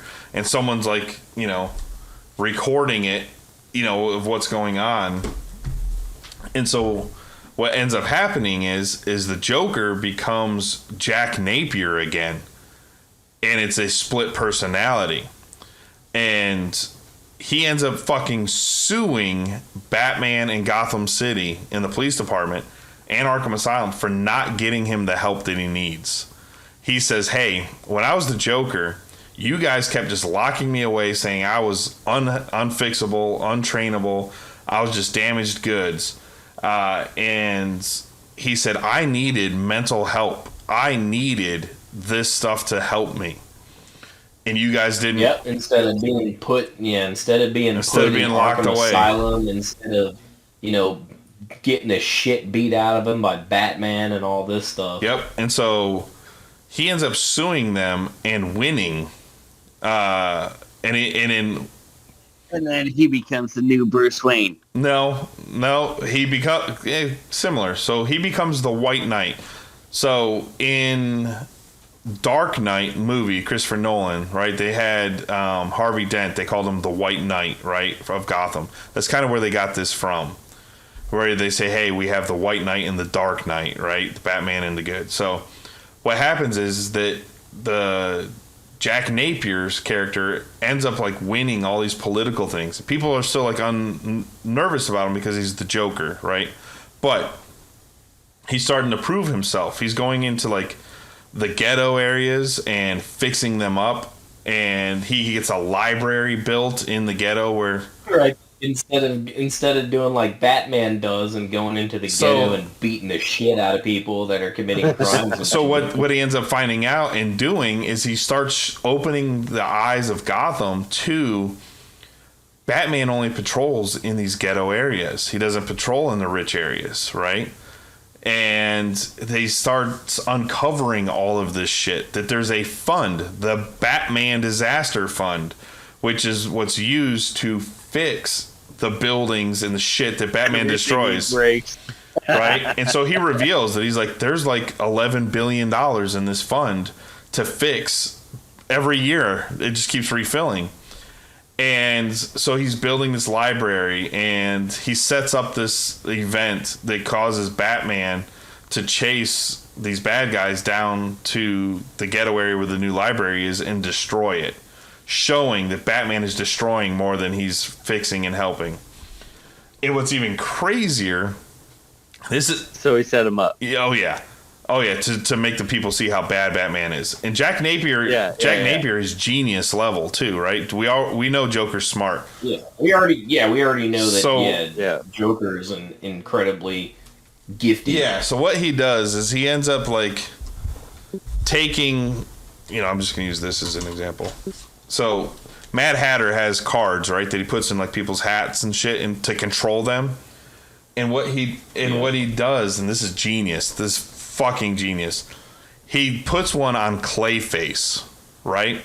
And then he takes little pieces of Clayface, just little pieces, chops them up, puts it in food, and feeds it to all the rogues gallery. So Poison Ivy, all this stuff. That Clay, he now controls the brain of Clayface, goes into the brains of all these bad guys, and now he's controlling Bane, he's controlling Scarecrow, he's controlling all of them, Penguin, all the bad guys. Fucking genius. And he's using them to cause chaos and show that Batman's destroying all this stuff. And it's just making Jack Napier even more powerful. That's legit, man. What comic book did you say? It's called Batman the White Knight. And that needs to be a movie right there. Dude, it gets even better. Hold on. It's even better. So, come to find out, it's Harley Quinn is pregnant. Right? She's pregnant with a kid, which is Jack Napier's. Her and Jack Napier, so there's two Harley Quinns. There's two of them. There's the original one, which is Dr. Harleen Quinzel, who becomes Harley Quinn, and the one who loves Joker, right? And loves Jack Napier. But he gets too crazy, and she finds out that the abuse and all that stuff is too crazy. And Joker, when he's in Joker's mindset, he is too focused on Batman and focused on the destruction of Batman and just the chaos, that he doesn't realize that she leaves and another girl comes in and takes her place, which is the Harley Quinn with the two different colored ponytails that we see. Okay. And it's fucking great, dude, I'm telling you. So then when Jack Napier comes back, he calls her Puddin', and she's like, don't fucking call me Puddin', right? And it's Black Label, so they drop the F-bombs and shit. And that's where we realize, oh shit, there's two Harley Quinns, because the other one comes in and takes him back, Jack Napier, and they get together, they get married, they're living in a house, right? This is the dream that they want. The one that she wanted with him that he couldn't. Yeah, she doesn't want the Joker. She wants Jack Napier. You're right. Yeah. And so then what happens is we find out at the end of that first series, The White Knight, that Harley Quinn is the one that created the drug. She's the one that set the stages for everything, for Joker to end up there and Batman beat him. She's the one that was recording him with the cell phone that leaks the footage. Mastermind. Yeah. And so Batman, she knows Batman's Bruce Wayne. Jack Napier figures out, because he's genius level. He's like, who's the only one that has the money to afford these toys, right? It's Bruce. They already know that, right? Yeah. So he knows it, but he never releases it to the public. Harley Quinn knows it. And so, but Bruce and Harley Quinn have this like side relation, it's not like a sexual relationship, but they have a like a love type thing that you see that forms throughout the year of this story.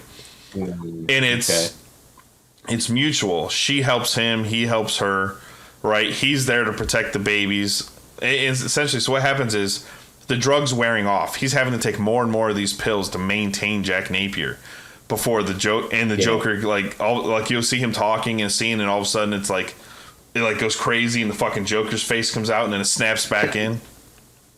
It's kind of like Limitless. Yeah. So he's having to take more and more, but the more he takes, it's creating like ulcers and shit in his body, and he's starting to get fucked up. So he can't keep taking them, and so he eventually reverts back to the Joker, which ends with him in Arkham. But they've already released the corruption of all the rich people. There's an underground group of ultra rich people running Gotham, and so the whole time they're making Commissioner Gordon look like he's a fool, that he can't maintain Batman, that the police can't maintain anything. It's the ultra rich that are actually doing the whole thing. So by the time it ends, Jack Napier's already blown the lid off everything. All the corruption's out. All that stuff's done. And then they find out, that the whole thing was set up by the Joker. And then only Batman knows that it's Harley Quinn. He comes to her and he's like, I know it was you. She's like, how long have you known? And he said, I knew when he said a specific thing that, is foreshadowing. Yeah. So then the second follow-up series is called Curse of the White Knight. And so this is what happened, the ramifications, like the aftermath of all of that shit that happened before. And this one shows that it goes all the way back to the founding of Gotham City with the Arkhams and the Waynes, and then there's another family there. And the Waynes were like pirates or whatever that go in and they start becoming the good heroes of the city. And that's, so they're like the oil barons. And like so you have the Arkhams and the Waynes, which form Gotham City, which is where Wayne's get his wealth and shit. But then you start to, by the end, and this is where they bring in Azrael. Azrael comes into this story to fight the Waynes because he's told that he is the true person that should be owning the city, not the Waynes. And I don't want to ruin the twist on this, but what happens in it. But essentially what happens, fuck it, I'll tell you. You can read it anyway because it's fucking good. You find out that the Waynes, Bruce Wayne is not a Wayne. The Wayne family is not the Waynes. Azrael's family is the true heirs of the Waynes. That what happened is Lafayette, which is he's the ancestor that was controlling the city, killed the Wayne's bloodline. He killed the guy that they thought was the real one. It is crazy, dude. So you end up finding out that Bruce Wayne is not the heir of the Wayne Mansion and all of that stuff. That it's actually Azrael. He's the true last surviving person of that bloodline, of the family line. And Bruce Wayne finds out. Yeah. And he, it's fucking him up in the head and shit, the whole storyline and all that. And then by the end of it, he ends up killing Azrael because Azrael's trying to blow up the city and kill everybody to cleanse it. Yeah, I mean, right? Dude's the heir. He's the rightful heir. Bruce Wayne's like, I'm about to lose everything. He didn't care about it. He would have given it all up. But the problem was Azrael's like a religious zealot, right? And so what he wants to do is he wants to burn and cleanse the entire city and destroy it and rebuild it. Start over. And remake it in his And so Batman ends up killing Azrael. Well, actually, he doesn't. Jack Napier does. So this is a continuing of that story, right? So now he's full-blown Joker, and Batman has to go to Joker to help him fight Azrael, because Joker's the one who hired and told Azrael that he is the person. Because in the bottom of Arkham Asylum, in Joker's prison cell, he was trying to dig through the wall, and he found a crypt that said that there was like words written on the wall and shit, and it was fucking Lafayette and the ancestors, and that's where their tomb was, at the bottom of that shit. Joker discovers the truth about the Waynes and the founding of Gotham. Yep, and so this whole fucking thing was for the Joker to get back at fucking Bruce Wayne and Batman, and Harley Quinn knew it. That's pretty damn and good. So Batman's like going crazy trying to figure out what was written on the wall. And so Joker has these like little snippets where he becomes Jack Napier and he's cohesive again. And so he's talking to Harley Quinn, and he tells Harley Quinn, cohesive. Yeah, like he's not cohesive, but coherent. There you go. And he tells Harley Quinn the truth of what was written on the wall, which is, that Bruce Wayne is not Bruce Wayne. And he tells her, don't tell Bruce. And then Joker dies. He fucking dies. Right? And so he dies killing Azrael. And by the end of the story, you see this is where Bruce tells Harley Quinn, or she tells him, I knew the whole time, because he figures it out. Right? He's the world's greatest detective. He figures out the truth. Yeah. But he tells her, I knew about it. And he's like, why didn't you tell me? And she's like, well, because I love you. I didn't want to hurt you. We've been at this game for so long that I didn't want to see you hurt. And Jack did not want you hurt. And she says, Bruce. And he's like, how long have you known? And she's like, Jack and I have always known who you were. The Joker just wouldn't accept it because of his insanity. He couldn't see the bigger pictures. Dude, it's such a good fucking story, man. What I'll do is I'll send you guys both the DC Infinite login for the app, and you guys can read them. I know, Keith. That sounds. I know you said cool. you didn't read comics, Keith, but fuck, man, was this series so fucking good? Like I said, I burned through it in like 3 days. Read the Black Label shit, because, and I'll talk about it next week so we can wrap up. But I read the Batman Last Night on Earth. Fucking insanely good story there. And then I read the Batman. Remember we were talking about Batman with his little Dick Grayson showing in that comic book? So that's in the Batman Damned series, which is 3 books long. And that's also on the app. And fuck, man. God damn, does that story fuck with your head. So I'll talk about those next time, because I just went on a ramble for 20 minutes on that. But if you've never read The White Knight, I'm telling everybody, read that fucking White Knight story, because there is so much I left out of it. So much. It's fucking good, dude. Holy shit. Nice. All right. And don't forget to watch the Terminal List on Amazon. I'm starting that today. Oh, I heard about that again. That may be our next. Is that a movie or a show? It's a show. That may be. I'm starting it today. I'm actually going to start it right after this podcast. Don't forget, because we need to talk about it next week. Yep. And on that note, I am Keith at PCK_Keith. Are you sure? You sure this time? I don't know. I hesitated a little bit. Look at your Keith. Look at your sticky. Yep, he's good. That's who he is. That is him. Up there. It is I. To me, he's right above me. All right, I am Nickzilla. You can find me at PCK_Nickzilla. Or if you want to come play video games with me, send me a message and I'll send you my gamer tag. Let's play. Turtles. Oh, yeah, me too. And I am Mark Becker II. The Marcus Aurelius Testiclesius.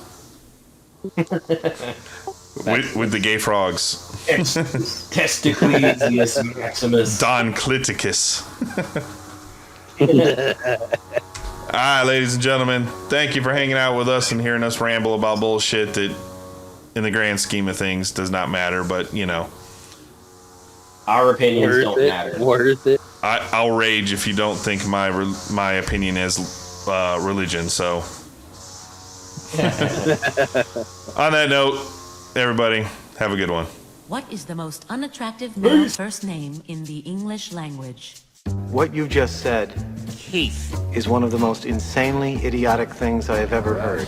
At no point in your rambling, incoherent response were you even close to anything that could be considered a rational thought. Everyone in this room is now dumber for having listened to it. I award you no points, and may God have mercy on your soul. Good afternoon, good evening, and good night. Most of all, fuck you! That's all, folks.